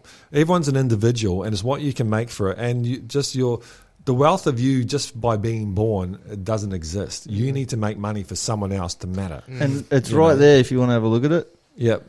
By the great gnome. Which one there? All top public one. resources go to the rich. The poor, if they can survive in the labour market, fine. Otherwise, they die. That's economics in a nutshell. It is. Well said. And that's based Noam Chomsky. And that, I hate to say it, but that is actually the deep fight that is going on now. The West has gone that way in a big way. And that's why I was getting back to seeing these homeless people in Wollongong and that. It's not going to get better because that is the ideology. Yeah. Fuck you. You're not making money for us? Fuck you. Yeah. Starve. Your kids can starve. Who gives a fuck? Yeah. You're worth nothing as a human being. Like, that is the ideology, and it's not other people, it's the West, it's our own fucking... Yeah, and it's been imprinted on society too, like, fuck them, they got a choice, or, you know what I mean, like, people see people homeless, they just judge them now. Yeah. There's no empathy anymore, there's not much empathy anymore. Yeah, and it used to be the case if you're homeless, you was something wrong with you. Yeah. But that's changing, man. Yeah, like, this friend of mine... normal people. Friend of mine, Nicola, she had 2 homeless ladies staying at her house, and they just couldn't get a house. They were living up in the bush. And the homeless females in Wollongong actually live up in the bush because it's safer for them. And there's grandmas and shit there. That's and look at the United States, you see documentaries on homeless people there. Like, mum and dad are fucking working full fucking time. Dad is telling me about this one he saw recently, and this lady, she's got 3 kids. She does 3 jobs. She does 24 hours a day or 23 hours, and she sleeps while she's walking to the next job. That's how they fucking live. That's horrible. That's worse than slavery, man. That's And this is what's coming. Like, this is actually what's coming. This is not. It's not by accident. Shit, fucking it's coming. I'm telling you, I've earned more money than I've ever earned. ATO's not watching this. I've just started earning more money than I've ever earned. Yeah. And it's necessary. It could be almost double what I was making before. Oh shit, yeah. And it's like, I have to make it now just to fucking get by. And that's nothing compared to what's coming within the next couple of months. How can petrol, we ranted about this last time, it's gone up 70 cents a litre or something. It's a joke. At the that's moment, fucking double. Like, I think it was like $80 or $90 a barrel like a couple of weeks ago. Now it's 130. They're predicting, it seems like Putin, because he hasn't done any rhetorical sanctions against Europe. It's not just Europe can sanction him and the Yanks. He can sanction those countries as well, and it sounds like he's actually going to cut the oil and gas off. Yeah. And if he does that, oil could go to $300 a fucking barrel, man. You could be looking at where's the wage rise? The old boxing sessions, they'll be going up. They'll be going up. Where's the wage rise for the regular folk? No, there is none. The funny thing is, hasn't been one since no the 70s. one will be doing it. I won't have a business when that shit happens. No. So many people go out of, like, everything becomes a luxury. And the only way they can stop it at Reserve Banks by putting interest rates up. Now, so what happens when interest rates go up? Who defaults on the house? Fucking houses. Everyone in Australia loses their house. Yeah. And which the and Australians just aren't going to take that. What are we going to do? We're going to revolt and overthrow the government, which is exactly what the West. I think when people, fuck, man, I don't know. But it might not be a better thing put in its place. Yeah. You know, that's another thing. Anti-government. We're softer than we think. We used to be this fucking hard toting Anzac. Well, what happened? used to be We're fucking nation, and now we're just full of a bunch of. No, it's we don't speak the up unions for are gone. anything. Yeah, Yeah, The unions are union's gone. power's gone. It was taken back On in the purpose. Howard. It was gone on purpose because men used to be able to Yeah. belong to a group that had political power and were informing people, and that was the union, man. There was You a know, there was like a it was- speech not long ago. It was like the owner of Harvey Norman, and he was saying, we crushed the unions not long ago. Like we nearly got rid of them, obliterated them completely. Having said that, like Chomsky says, that it can come back That's like disgusting. that. Yeah. Like, people get themselves informed and stuff like that. The unionism can come back. And if the owner of Harvey Norman said that, then why the fuck would we buy anything from them? We shouldn't be. you shouldn't be. He's a piece of supporting them shit. Animals, I don't. Yeah. I never have. Just We're trying to- bagging a lot of motherfuckers out Yeah, tonight. you're Fuck gonna yeah. get- everyone's getting it. And we got to take a piss break. real Okay. quick. We're getting Piss pulled. Hang on. Yeah, piss break. Piss break. I might have a little rant.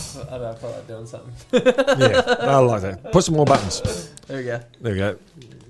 Pop that coochie. Ooh, pop that coochie. Can I have one more of those freshly Yeah, go. cold Have my one, man. lagers? I promise it's not poison. Thank you. Oh, my goodness. This is grand. You gonna have a rant? Oh, am I going to have a rant? You can have a rant. What are you going to talk about? Oh, I forgot. I was going to have a rant and then I forgot about it. So maybe I won't have a rant. Maybe I'll sing you a song. Do you want to watch Riken in this video from a while ago?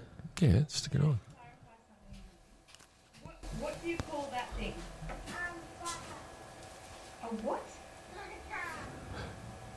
That. What makes you think that's what it's called? Did you just make that up? Yeah, it's definitely not what it's called. I mean, I don't know actually what it is called, but yeah. And so what's it called?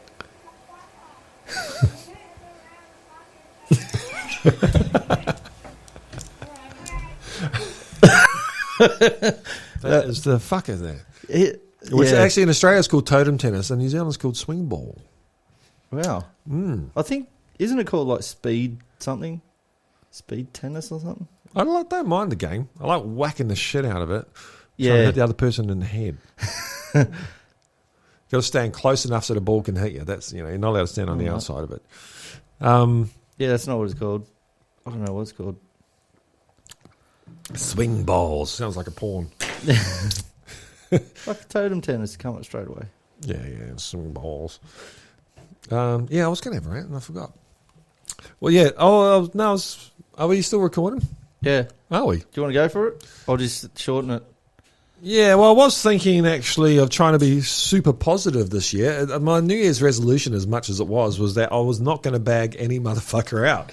In this your year. defense, though, this is probably one of the fucking worst years. It is the worst year for not bagging motherfuckers out. Look, if I watch, I try and occasionally watch mainstream media, and I used to think, they're a little bit biased in that, a little bit biased. Now they are just fucking disgusting pieces of shit. Like they were all in on Iraq. These cunts, 1 million people fucking dead, women, children. There's kids. Look up. Don't put it on this fucking thing.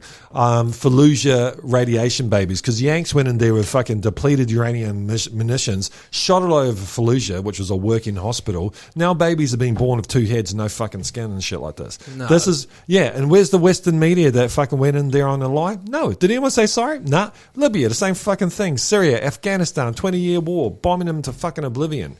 These. Yeah, don't show it, man. It's really fucking bad. Maybe show it so people can see. If you were for fucking the Iraq war, that is what you're doing to mums and dads and little fucking babies. So that's what's happened. And where's the apology from these media fucks? Fuck, that's devastating. It's devastating, man. And that's going to happen for thousands of fucking years. The problem with Fallujah for the Yanks was that they actually had a working hospital. The Iraqis got together and they said, nah, these Yanks are fucking us over. Yeah, man, this is what happens.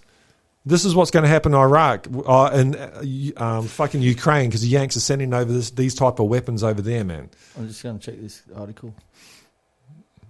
Yeah, worse than Hiroshima. There's more radiation deaths in Fallujah than there is in fucking Hiroshima. You know how we know that? It's because who released all this shit was a man called Julian Assange, who now rots in fucking jail. This is what these fuckers are doing, man. Look at these little babies, born without skins and shit like that, mate. Imagine being your mum carrying this little baby for 9 fucking months. That's fucked. Yeah, it's fucked, mate. This is serious shit. And for the West, it's like a bit of Hollywood. Yeah, they barely covered it, didn't they? They barely covered it. No, they covered going in there and having a good time and look at the bombs. Now in Ukraine, they're like, look at these Ukrainians with Molotov cocktails. Look at them, these heroes. Like it's a fucking movie. You go up against a T-34 Russian tank with a Molotov cocktail, you're going to be cut in fucking half. Is that fucking funny? You know, you're a hero now, aren't you? Like, it ain't fucking funny. Soldiers fight. Civilians don't. No. You know, like you are just sending them to their fucking deaths. I can't look at that anymore. Yeah. Oh, sorry, man. I didn't think you'd put it up. But see, I get really worked up about this. I don't have to show fucking it. assholes. I don't have to show it. I think maybe we should, man, because It's shocking. Like, it makes me feel fucking... this is depleted almost uranium. like crying. Yeah. Here you go. He's in Ukraine. Fuck, I feel like I'm going to Showing see that a next time we get civilian. trips there. Yeah. Civilian going up against the fucking one of the most highly trained armies in the world who don't want to kill her. They don't want to. They're telling the Ukrainian soldiers to put the weapons down and fuck off home. They have to sign a release saying they won't fight again. That's all they have to do, man. And all these people, they think they're protecting their country who's ruled by fucking Yank stooges. It's fucking shocking. And the worst thing about it is the West. We're pumping weapons in there, but we're not prepared to send our own fighters. Like, what do you mean? Like, so we're prepared to fight to the last drop of Ukrainian blood. Yeah. That's how fucking good the West is. Yeah. You know, we You fucked them over. Kill yourselves as much as you want. We got Ukraine. There you go. We said we're going to back you up. Yeah. Fucking go. See that big bear over there? Here's a stick. Go fucking poke it in the eye. Go on. Poke it in the eye. See That will what sort you out, happens. mate. It's all right. Ah, and as soon as the bear You got attacks, eaten. it's like, fuck you. That's exactly what happened to Should Ukraine, have got a bigger man. stick. Yeah, should have got a bigger stick. And they wanted, the day before fucking the invasion, Zelensky said he wanted nukes, man. Yeah, don't poke bears with fucking sticks. Yeah, you look like this dude. That's what happens. Remember this dude? Oh, what, the dude with the documentary guy, was it? No, Do you guys remember that? Oh, the Russian guy that was fucking bailed up in the by cave. the bear. Holy Do you, remember, shit. do you remember that fucking Fuck bear this picture I had independent page. for like one of the early episodes that we did? Yeah. That Misha sent in? That thing was There he is fucking, there. it was eating everyone. Oh, yeah. Holy shit, that's the geezer. The man left looking like a mummy. What a tough motherfucker. No, he's not alive. Yeah, He's he is. alive, mate. Because he says his name. What? He's like laying there looking like that, and then he just goes, Ivan. The fucking Or whatever bear his kept name him in is. the quarter, broke his arms and legs and that, and was just going to eat him bit by bit. Didn't it half chew on him? Like, Yeah. It was a little farm. God, everything could just destroy Did it eat his us. eyes and shit, did it?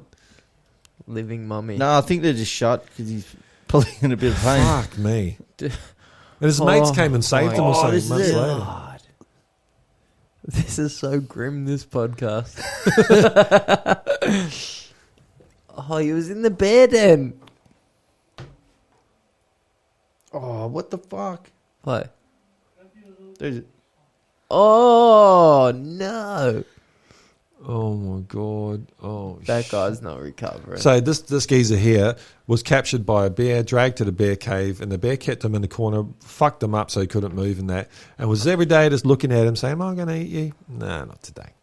And walked out. Just when wasting just away. Fucking weeks he was stuck in there. Look at him. Oh, Yeah, you man. wouldn't eat that, would you? If you were No. a grizzly. Just fucking with it. That Poor is dude. horrendous. Yeah. he's This- one tough motherfucker. Someone come and get God, we've him, got some nice obviously. little YouTube shorts fucking Oh, today, don't we? Jesus. So, Oh, I feel like I need to do some fucking Ujjayi breathing or something. Just Yeah, shake yeah. this shit off. It's been a heavy discussion, man. I'm feeling a little grim about it all. no, there's always Whoa. hope. Don't forget 2023 is going to be the year. This is supposed to be the year. No, this. Of course, we're going to go through shit this year. man. We're just getting things sorted out, man. Jesus. It all gets sorted out. Ukraine's going to be okay. Those people are going to be okay. I think it's going to get sorted out, and the world, and hopefully, John Bolton will probably die of a heart attack because he's such a prick, and that motherfucker. and the world will probably become all right. And if it does feel a bit weird. It does, like, let's say it was the late 1920s, early 1930s, just when Nazism started in Germany, and everything started to go a bit fucking weird. Economy around the world is crashing. There's all these weird political groups coming up in that, and we're just normal folk. What would you do in the 1930s? We'd be going to war, is what we'd be doing. Well, it's 1939 it started, but before the war happened, there was a slide towards war. Everyone's in depression, aren't they? The depression, yeah, and that's what we got coming now, man. With this rising inflation, $2 million fucking houses. It's gone up fucking outrageous. It's outrageous. That's another rant. Yeah, but this is all. You can see something's about to. We all know it in our bones. That some fucking bad juju. There's an uneasy feeling in the pits of your stomach. Everywhere. And I was talking to my wife. I'm trying to get my kids fucking Kiwi citizenship because I thought, where's the safest place? Well, probably New Zealand doesn't even have a fucking army. It's got like a few SAS cats and all that. And it's got some they do. Tough. Well, they got a little army. And they couldn't be taken over either. Remember Nathan Miller saying that they where was he, Papa?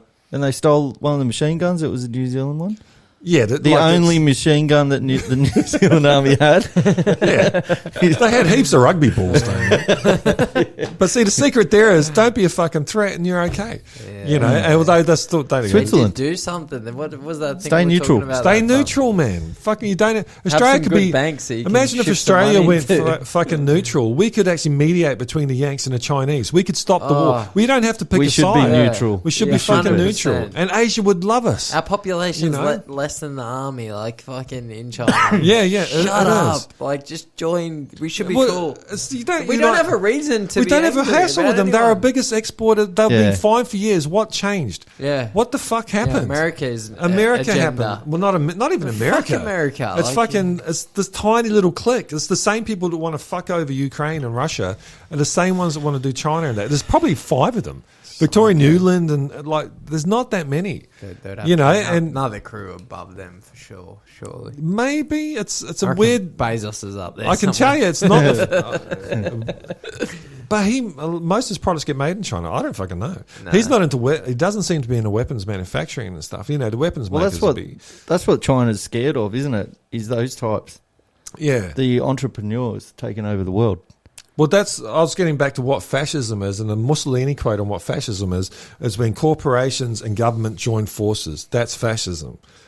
And that's what we have in the West. Yeah. That's what's happened, man. Yeah. Who controls the United States? It's not the people of the United States. Way. It's the corporations. They get whatever they want. They want a war over here? Fucking you'll have a war over there. No worries. They get whatever the fuck they want. Yeah. And the same thing's happening all through the West, man. They do public opinion polls about should we do this and that. It doesn't fucking matter what the public want. They'll lie to get into power and then do whatever the fuck they're going to do anyway. Does Australia want nuclear weapons, nuclear submarines? Do we want to target fucking the size of Australia on us? This should be a political debate. We'll put it on 60 Minutes. Yeah. It's happening.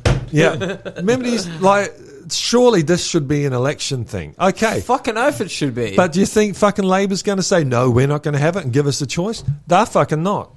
So there is no choice for the Australian public whether we want to have nukes and a fucking big it could be at Port Kembla, who knows? But that's what they're talking about. Yeah, if they get nuclear subs there's going to be nuclear weapons exploding there at some point in the future. Yeah, but we don't have nukes, which is retarded. Why have we got a nuclear sub when we don't have any nukes? Of course there's going to be nuclear. We don't have nuclear weapons. But we use the Yanks.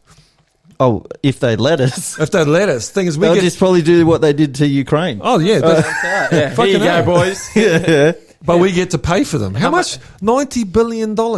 We haven't got fucking $90 billion. There's homeless people everywhere. House prices are through the fucking roof. The education system, sorry teachers, it fucking sucks here. We could spend $90 billion on something really. Isn't it interesting that you can't afford fucking roads, you can't afford good rail, you can't afford a good education system. You can afford nukes. Anything to do with war, fucking there you go, man. You're in. Who benefits from that? It's the big brother thing, eh? Yeah. America wants it, they'll get it. Well, it's not a brother, man. Yeah. What's his name? Michael Fraser, the Liberal Prime Minister, he wrote a book called Dangerous Allies. You got to think, okay, I'm going to get shot here. Are they really our friends? No, they're the bad guy. Yeah. I think. You got to think, are they Germany's friends? There's 190 American army bases in Germany. They really think Germany's their friend? Mm-mm. America doesn't have friends, man. Not the uni state. They have and Australia's not their friend. We're a little vassal state. They will fucking squash us in a second if it suited them. Yeah. If we get a fucking a government in that says, we don't want that American base here anymore, Pine Gap, no, get rid of it. They're gone. How do we know that? Because we had it. It'll be as good as China. We had fucking Whitlam. And they got rid of him, man. Okay. They were celebrating in the CIA. He was the most dangerous man in the world, the CIA called him. Golf Whitlam. And they fucking got rid of him. So, that's happened in Australia. It will happen everywhere. I've come to think the reason the West has democracy is because they can use it to put whoever the fuck they want in power without invading. Yeah. You know, if they control the media, control anything, this guy here, he'll fucking do, he'll say whatever he wants. He's the new good guy. Everyone else can just be Putinized. He's the fucking devil and all that. And then they can put whoever they want. And it sucks because democracy is a good idea, but how can you have it when it can be tainted? It doesn't exist, does it? It doesn't exist. It's just a word. I don't think it ever has. It's an idea. Same as liberty. How they go and bring liberty to other countries or democracy to other countries. We're going to bring a democracy to Afghanistan. What's liberty? Like it's supposed to be freedom. It means freedom. Liberation. But what does freedom mean? Like in the West, like you're as free as your money. I don't feel real fucking free. I'll be honest. You can't smoke a joint here. How fucking free is that? Yeah, which is fucked. It's personal choice. Just on Golf Whitlam. Hey, I couldn't even work for 8 months because someone else told me that I was at a health risk. Yeah. From a fucking... Let's know that we'll get banned from talking about COVID. Oh, no, COVID doesn't exist anymore. It doesn't matter anymore. The war's on. No. Sorry. That's one thing everyone can thank Vladimir Putin for. Thank fuck for Vlad. There's no more COVID news. No COVID. Thank fuck. Thank fuck for that. Yeah. I see the Canadian truckers. They fucking stole their trucks, stole everything off them, fucking now we can drained into the control ground. your bank accounts. And they fucking up. Now and they got rid of all the shit anyway. He's a piece of shit. He's a piece of shit, man. And the most liberal country in the world, Canada. Bullshit. Fuck off. And it's coming everywhere. I'm telling you, people, get your fucking bitcoins now because they took the money and about your bitcoins. They get took your swords ready. The thing is, we're not calling arms. We're not calling arms. But there's always bigger and badder swords out there, man. Like it just doesn't work. Like it's like a dick measuring competition. Someone's always got a bigger, badder one. Like this could well be the last Especially real war. Yeah, I don't know. It shoots off quality rounds, though. That's what matters. Well, I just want to know when the guitars are going to come down in price. Well, nothing's fucking coming down. Everything's going up, bro. They're going up. I'm trying to get a collection going, and they keep jacking up the fucking prices. Mate, you're doing all right, though. What are they paying you over there? But tell about people with student loans. They're going to be fucked now because, student loans in Australia, interest-free, but they go up with inflation. Okay, inflation this year is probably going to be 10%. So your $50,000 loan is going to go up by $5,000 this year, $5,000 next. I heard, and it follows you to death. And it's the only loan that follows you to death. So if you die and you got a student loan, it goes on to your fucking kids in Australia. I don't know about. You can't go bankrupt on an Australian student loan. You can go bankrupt, the house fails and all that. They will fucking make you pay that loan, man. And I live next to Wollongong Uni, and it just kind of grosses me out because it's a beautiful place and everyone's having a good time, and it's all built on the debt of the fucking student. You're all broke for life, motherfuckers. Yeah, unless you do something really special. And it's on purpose, man, because they don't want any industry in Australia. Who don't? The fucking Unistat. I'll call them Unistat. You're not the United States. Unistat is the group that rule the United States, and they decide that Australia is not going to have aluminium smelters. It's not going to have industry. That can just be a mine for us. And we'll send all the shit over to China and all that. We'll make a little profit on top of it. That's why we don't have things here. The whole all around the West. New Zealand doesn't make things. Well, the West doesn't make things anymore. We're financialized out of it. Does that cover a trustee or executor will need to make these repayments? Compulsory repayments. Is it HELP or HEX? So what happens to my HELP debt? It's HEX in Australia though. It should be HEX. It says there loan repayment. Well, it does say the .gov.au. Yeah, it is. Yeah, that's legit. Yeah. Maybe it's a new thing. So you get these kids. HEX, there you go. What happens if you don't pay off your HEX? It's fucked. Why don't we just make kindergarten kids pay? Well, they do have to pay it, don't they? Your federal student loans will be discharged. If your parent took out a Parent Plus loan and they die, or if you die, that loan will be discharged as well. This means that you won't be responsible for that loan. So fake your death. You go, get out fake of it. Your death. Just die. I'm gonna have a break. You do a rant. I can't do a rant. Well, you have. Well, fuck me. He's the man with all the knowledge. This is like being on an awkward first date, really. Which don't happen anymore because let's talk about Tinder. boxing news. All right, let's go on to fight time. Sweet, I can do that. I can talk about fights.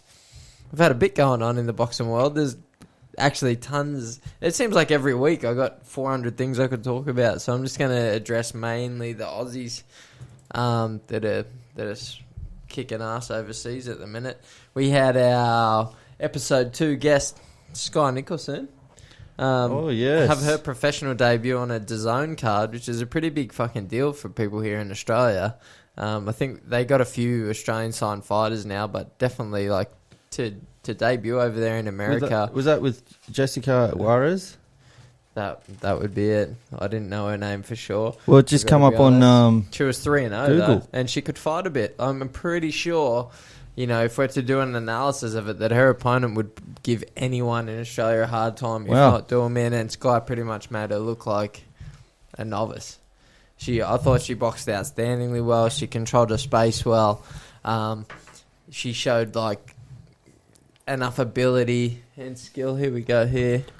Just got some clips. She did what she does, She controlled distance really well. She hooked off a lot. She started settling and finding some bigger scoring shots. And I think as she goes on in the pros, if they can bring her attacks out a little bit more in her, she's going to be fucking world level. Did she box similar to the style that she used? Similar, but like yeah, I think as she settles into it, she starts picking some harder shots. Like you can see her steering here and controlling the space well with her lead hand, and she just makes her ring look so big. Oof. Her feet, like her spatial awareness and distance control are she's really looking comfortable, good. isn't she? Oh, she's so settled. Like to do this on your debut is massive. I mean, we had Nikita Zhu debut on the was it last week as well, and he looked brilliant for a debutant as well. There's a lot of pressure on debutants, especially when they're good level amateurs. But they tend to come out. You tend to come out and start tense still because you're used to that high paced style. Yep. Like I remember even from my own perspective on my debut, coming off that the Commonwealth Games thing, it was like you're used to sprinting all the time. Yeah. So even though you got lesser people in front of you, you tend to rush and be a bit anxious because you're over eager to perform. Yeah. Yep. And you can kind of notice that when you got a keen pro eye, but Sky's really settled here. She controlled space really well. Juarez couldn't do anything against her. Yeah. And she just her class just shone through. I think, to be honest, I feel like right now she could deal with pretty much any Australian female that we have, no problem. I feel like that's awesome. Good on you, Sky. This opponent would almost deal with any of the Aussie girls we got. I mean, there's just a different level in what she does. Yeah. It might be passive and it mightn't be overly exciting yet. Yeah, okay. But I reckon over like a 5 to 10 fight thing, we're going to see her, and she has probably the best chance and the most potential at being an elite world level female. And that's awesome. I say that like fully backed right now because she's got some stuff, and she's got the stuff that you only get after 140 fights. Yeah. You know what I mean? It's like it's a different level of experience, and she's been in all the major tournaments. She almost medaled at the Olympics, and she's set up for big things in the future, and fucking good on her. Good on her. How old is she? I think she's only maybe mid-20s or so. Awesome. Like, she might maybe be around 25, 26, and she's doing really well, and it's good to see. Yeah, that's well great. Well done, Sky. Fucking smashed it. Yeah, awesome. And then we just spoke on Nikita Zhu debuting. I thought he looked really good. People are typical keyboard warriors coming out with all their bullshit saying that his defense is no good. And is that one of the Zoo boys, is it? Yeah, Nikita is Tim's younger brother. Oh, okay. He was actually stayed in the same... We shared like a studio apartment style thing at the Nationals in 2014. Here he is here. Full screen, Jadam. And I thought he performed really well.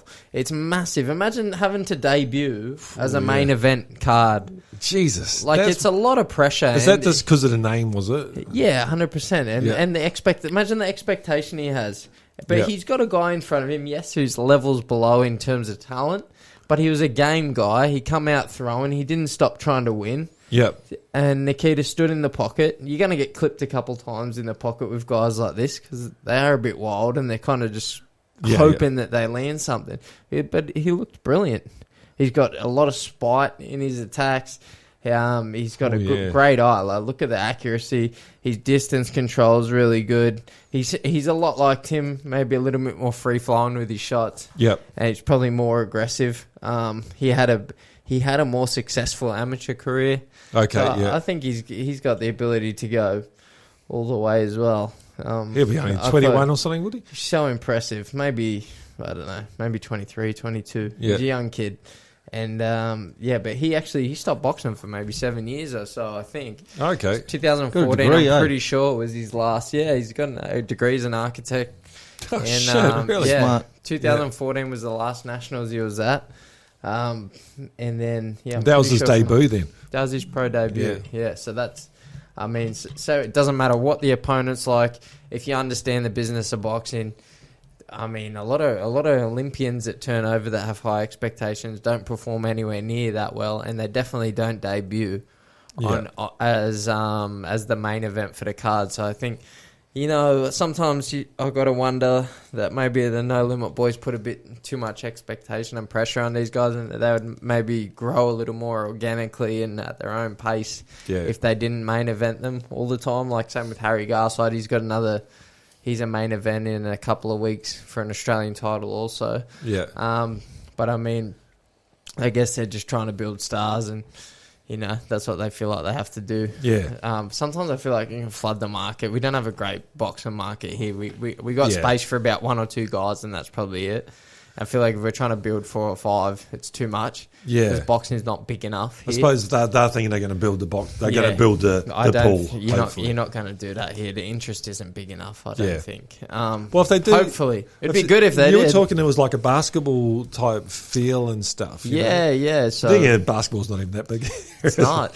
The crowd participation makes for a fun night while you're there, but you don't really give a fuck when you're at home watching the fights, do you? No. Who cares what's going on in the crowd? Yeah, that's right. You're just trying to see good fights, right? Yeah. So hopefully, I think he'll come along really good, and he was impressive on debut.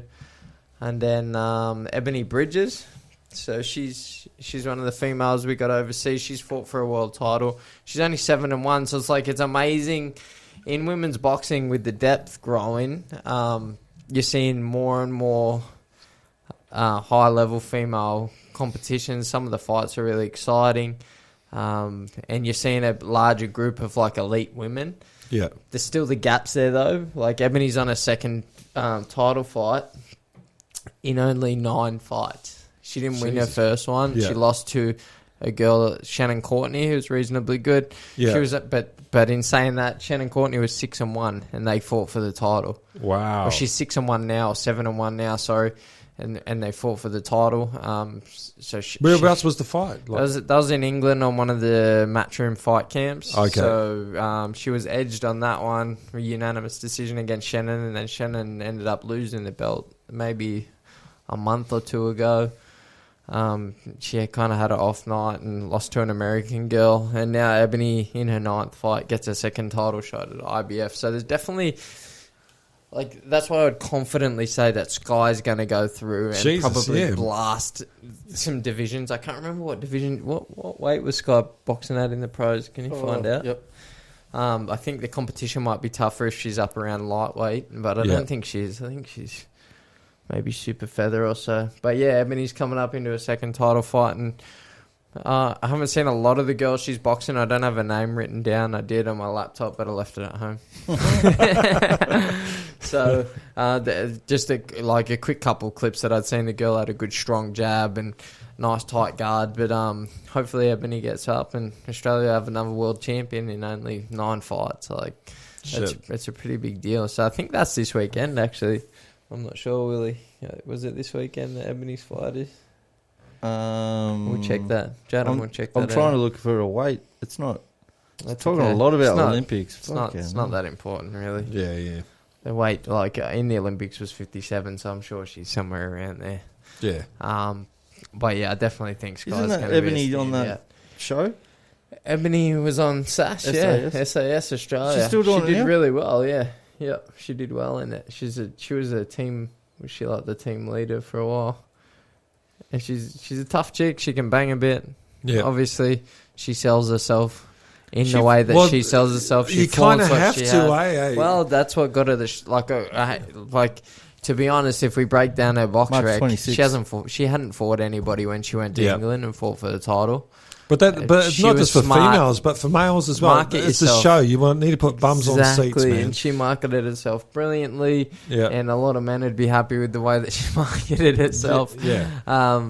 And but I think like you got to do what you got to do. Mundine played the asshole character. Yeah. He got the fights and all that. What do you think of the Sonny Bill Williams thing coming up?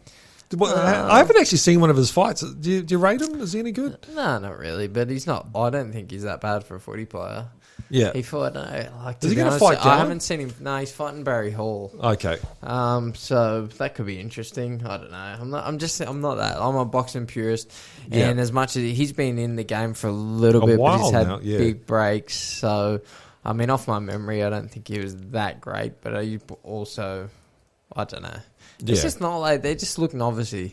They don't look right because they're guys that... It's not their thing. No, they haven't done it for... They haven't had 50 plus They're not fights. experts. They're not. They just do it and get the opportunity. Is Barry Hall, is he like an AFL guy or something? Yeah, but he actually had some sort of amateur career. I think he had about 20 amateur bouts. He didn't look too bad against Paul Gallen. He pushed him a bit. So, I mean, I don't think it'll be that bad a bout between two footy players. Yeah. But the good thing about cards like that is it gives other Aussie fighters opportunities on the undercard. Yeah, okay. So you got Bilal Akaway, who challenged John Ryder for the world title. He was training with the Canelo team and stuff for a while. He's making his comeback on the card. Oh, cool. Which should be good because they get the exposure that they deserve. Yeah, absolutely. They wouldn't have got in that a decent otherwise. ring and with people around and stuff. Exactly. You're getting the viewership. It's the Stan pay-per-view debut, I think, the Stan TV. So that's a good thing. And I don't know. Like Aussie boxing is doing pretty well at the minute. We're supposed to have George Kambosos versus Lomachenko, but with all the stuff we've been talking about in Ukraine, I just can't see that happening at the moment. So they're not sending him to the fucking front, are they? Well, Jesus you Christ. would hope not. Like it would be such a waste. You got like Lomachenko, you got Alexander Usyk, the heavyweight champion. Yeah. And then you got both the Klitschko brothers, and you probably got Alexander Vodic, and there's so many good amateurs, and you know, like that's what else is Ukraine known for besides women on a sports beautiful stage? Not that we're into that. But no, not that matters. Not that but matters. It does. Beautiful, intelligent woman. That'd be a shame. Fuck, I hope this thing's over. I'd feel like I would really hate fucking Putin then. Oh, yeah. If he kills Lomachenko and Usyk. But surely they're not there. They wouldn't be there, surely. Well, I mean, you think that, but you don't know. No, but is Lomachenko, where is he from, man? Like, Ukraine, like Odessa. Yeah, I know, but there's if he's from Odessa, he might be Russian speaking. Not Odessa. Like, is he... Where is it? Because the East is pretty much... roughly, the Russian speaking, and the West is more... got different influences. No, he's definitely Ukrainian. But Ukraine is not... Ukraine is like divided, man. They're going back. Yeah. Yeah, they went back. Wow, did they? Fucking hell. Crazy. These fucking Yanks. You can't punch a tank. No. Well, see that the Russian guy got killed. Chechen guy, MMA fighter, man, looked like a cool cat. I haven't seen any of his fights, and fucking there's footage of the Azov brigade fucking torturing him to death. Who? An MMA? Yeah, look at Chechen MMA fighter. And his foot, like they actually filmed him murdering him. New guy that's like, who's the new guy in the UFC that's just destroying everyone? He's from Chechen, isn't he? Chechnya. Yeah. Is he Willie? He's talking about the new guy that's like comes at just destroying everyone. Where's he from? He's Chechen. Oh yeah. Anyway, we don't want to put that up. We've had enough fucking bad shit up. I shouldn't have brought it up. Yeah. What was I looking up? You're doing so fucking well. We got enough all this shit. We should have started around with the boxing shit. No. Yeah, it's probably not up there. It's only come out a couple of days ago, man. Anyway, so yeah, that's the boxing world at the minute. Like Australia's, and we also got the Harry Garside and Matet main event coming up. But yeah, more importantly, I just wanted to cover the zoo and. How's Timzu doing now? Timzu's got an American debut. This was another thing I was interested on in a slightly political level, is how the US will receive him now. That being Russian. Are they going to sell him as an Australian, or are they going to sell him as Kostadzusan, the Russian? Yeah, and because they haven't, I'm wondering if that's why they haven't mentioned anything, and they've told all the sports stories not to talk to him about it because. because of the promotional issues and that there. Yeah. Well, they could play Because the fucking bad Russian. They could, yeah. And that would be a big fucking draw card. Dress him up as like Drago. But yeah, Make him dye his hair white. It's like a little too real and a But little I think too he's raw an at the Aussie minute. anyway, so it He doesn't is, matter, he mate. is. You know, so... But yeah, I was wondering if that would come up or that would be an issue in the US in terms of interest and viewerships. And Tero Gosha, he was a good amateur boxer. He went to the Olympics in London in 2012, and that's not off Google. I just remembered that as soon as I read his name. I remember watching him. I think he's challenged for a couple world titles, but he hasn't been successful. So he's a good way to break into the US market if that's the way they're going to do it. And it's an undercard? Yeah, I think... No, he's the main event in some small town. I don't know what town it is. Do you know what town it is? What is it? It's not Drago's town. I'm looking up Drago. What town, who? Gosha versus Zoo. Terrell Gosha. Not Guas. GU, maybe GAU. I don't know. Where's Gosha from? Like, that's an interesting name. Gosha, he's actually Chinese. Is he Chinese? No. Oh. He's African American. Chinese African American?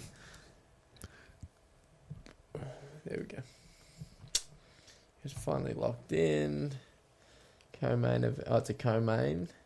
That's not him. That's the dad, isn't it? Co-main in Brian Castano. Oh, it's on the Castano and Charlo card. That's interesting. I thought that was off. March 20. Los Angeles. March 27th. No, I think that's maybe been changed. Wasn't this a When's week this ago? from? God, he looks like his that'd dad be there. right. He does. It's exactly the same. Yeah. And he can fight. Yeah, 6 days ago. 27th. Them Zoo boys, I tell you, for all the...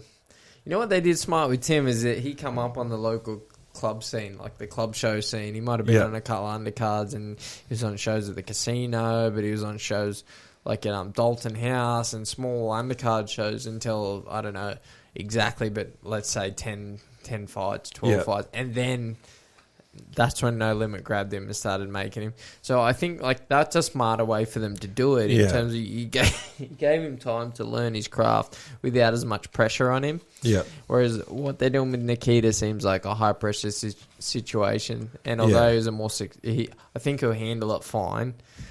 I just think it gives them a chance to grow into themselves a little bit more and stops the public from fucking slamming them. Not that I think that they don't seem like people that give a shit about what anyone says anyway. Yeah. Because they know they can fight. But, yeah, I don't know. I just wonder sometimes maybe there's knowledge in the traditional way of doing things, bringing them on a little slower, not rushing them. So then when they get to world level, immediately there's not that pressure to push them. Like, where's the world title? Where's this? And like, you give them that organic time to grow as fighters and develop as fighters, and then when they get there, they're ready for it. That would be a main concern with Harry. I think he needs time to adapt a more professional style because he's a really good pure amateur boxer, and he's got great skill. And of course, I think that if you got that skill to get an Olympic medal, you can transition. Yeah. But there's things that need to be learned in the pros, like the inside game's completely different. The punch pace is not all like one paced. You get fucking hurt in the pros. The pros is rough and gritty. Like guys that aren't that good that you can piece up in amateurs for 3 or 4 or 5 rounds, like they're gonna catch up with you eventually. Yeah. You know, they know all the dirty stuff on the inside. They know how to slow you down. They know how to bide time and run you onto shots. Like things happen late in fights that you haven't experienced at that higher level, even in the amateurs at the highest level. Yeah. So, you know, and I'm sure with the talent he has, you know, he should be able to handle it and grow through it. But it's like, you don't know. So why put that fucking pressure on him so early? Yep. Sure, make a debut is a big deal. Like, he was a bronze medalist at the Olympics. We haven't had that in well over 20 years. I think it was in the 88 or something. Yeah, for sure. The last one. So it's like, it's been a long time, but let him grow a bit, baby. Yeah, there's no rush. We don't have to buy into the fucking YouTube world. Like, that's not us. We want to build guys that last. Yeah, guys that are gonna they're gonna come through when they get their moment, not a rush to the top. And sometimes I feel like that's a little danger with guys that aren't boxing guys running things. So they're not boxing guys? They're footy guys. The Rose brothers. They're footy guys. Yeah, they understand business, and they're putting on great shows, of course. But they're not they can't be the brains behind Zoo's career. Yeah. They're the brains behind the show and promoting. Yeah, that's right. Maybe. Well, Who knows what's going on? Wouldn't Costa have a... Has he got anything to do with the boys? I don't know. I don't know what their relationship's like. Okay. But, it'd be... Glenn Jennings is his manager, so he'd have final say on everything, and he's probably got a real boxing guy behind the scenes also. Yeah. I don't know how the system works, but they would have someone that knows the fucking game. Yeah, and, for sure. You would trust, their history. Even Igor, the uncle, he never gets any credit. The coach... Yeah, he's the fucking coach. He built him. Yeah. And why he never gets talked about? He built George Kambosos also. Did he really? Yeah, fucking oath he did. And then the split there was I don't really know the ins and outs, but I know what I'd heard was George started working with a guy in America. He went down to a fight. Igor went down to corner him and then was just informed he's the second all of a sudden. Wow, yeah. So it's who knows really what happened. But at the end of the day, Igor built him from when he first went into the boxing gym until his 12th or 19th fight or whatever. I can't really remember how many fights George had. But when he went and fought Kwamil Bala, I think was maybe their last time together. Yeah, okay. So he built the foundation of him. So, Igor doesn't seem to really get much credit in this country for his coaching ability. We're still talking about Johnny Lewis all the time. Johnny Lewis actually doesn't really build anyone. He built Jeff. Maybe built Jeff, but Jeff was just built on his will and the style of fighter he was. Yeah. Johnny seems like a good advisor. I'm not trying to take credit away from him. I'm just trying to give Igor some credit because he seems like a fucking good coach to me. He's built both the Zoo boys. He used to have probably one of the better stables of amateurs in the country. Back when I was on the amateur scene in the young days, you get the Zoo Academy. Fuck, they're going to be good boys. Yeah. And I beat most of them. But hey, you're a better boy. Shout out to Ned Kane and Josh Diab and all those boys. Brandon Groves and who was the other one? Josh Barrett. Oh, yeah. But all good fighters, Yeah. And he ran that system, no one else. So it's credit to Igor. Yeah, but he doesn't give a fuck because he's Russian. Yeah. So, it's interesting to look at the whole picture and understand what's going on at the whole picture of everything. It's not Nikita copped a lot of flack online, I think. This is what people telling me, I don't know, because I don't really go on there. Yeah. But I thought he performed outstandingly. Sky performed outstandingly on their debuts. Lots of pressure on both of them, and they both handled it well. Did their job, and Ebony's fighting for a world title this weekend. So fucking awesome. Fucking Australian boxing not in a bad place. Also, quick shout out to my mate Jai Opatayo, travelled the world with. This kid is one of the best boxers. I still will state to this day, I've never seen a boxer in real life perform as well as he did when we're in Europe fighting at a tournament called the the Felix Starm tournament. In the semi-finals, I think he fought Turkey.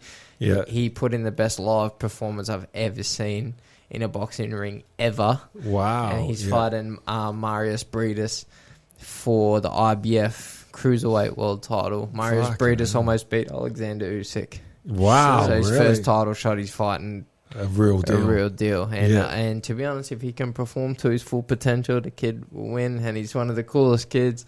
Yeah. And his dad's a really cool guy, and he's coached him for most of his career. And it is fucking great. Good on you. Good dudes. We've had plenty of good times partying together, training together. Yeah. And I just hope he can come through and do it. Ah, that's great. That's not. Can we watch that? Yeah, that'll be on. I'm pretty sure that's in May. So it's a little. Okay, we'll do a little review of. I just wanted to get in quickly. I'm excited about it. So. Good on him. That's great. Yeah, it's nice to see.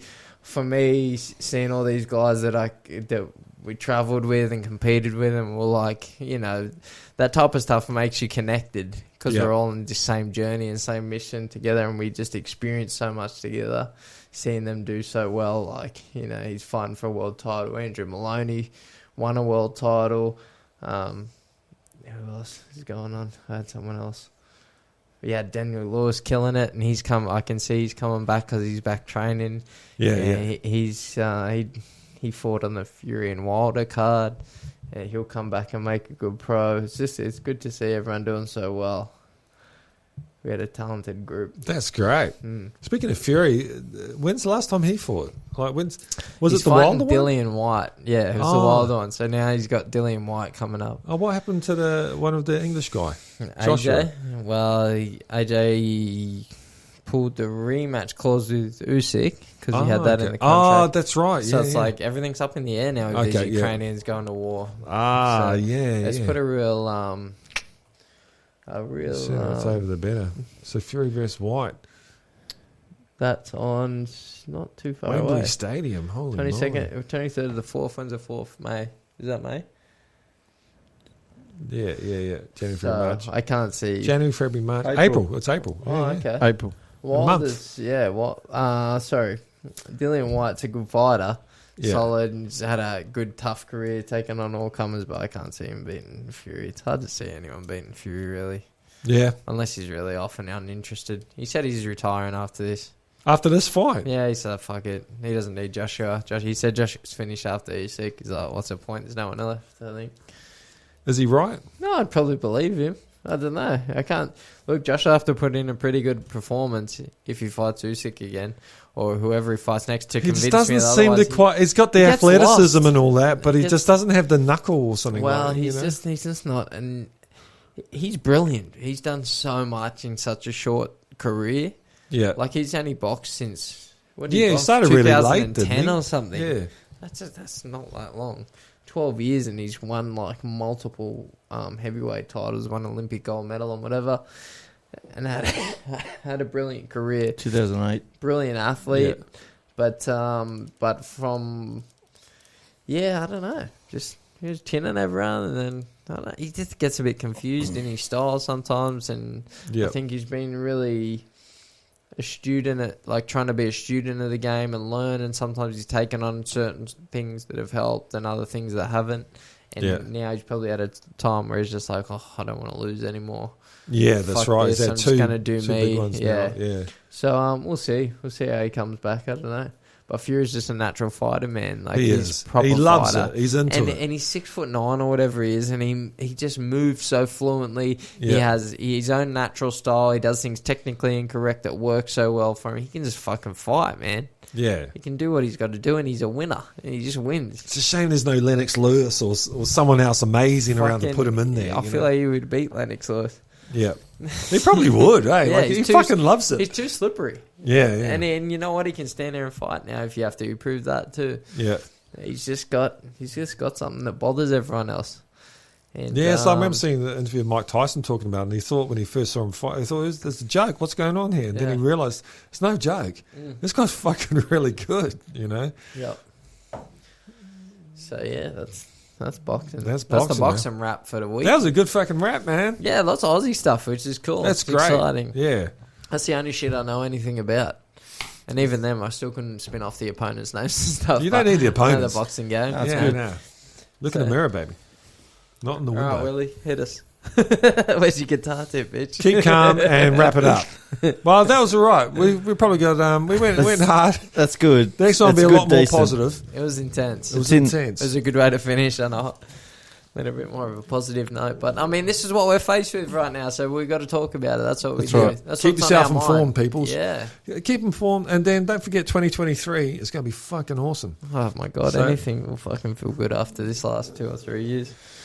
Yeah. Fires, floods, COVID, war.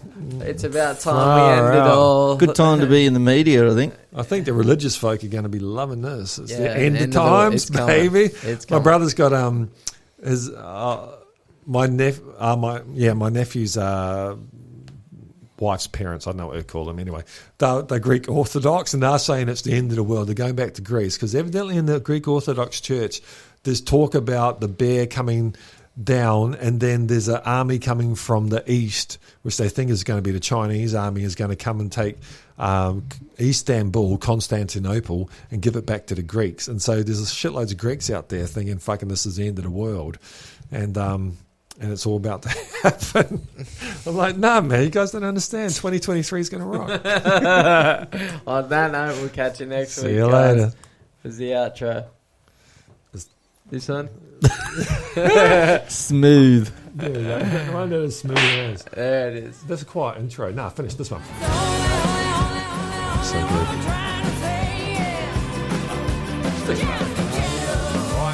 I think we got some I'm a bit concerned though, because they actually are fucking nasty. So I don't think we should be going giving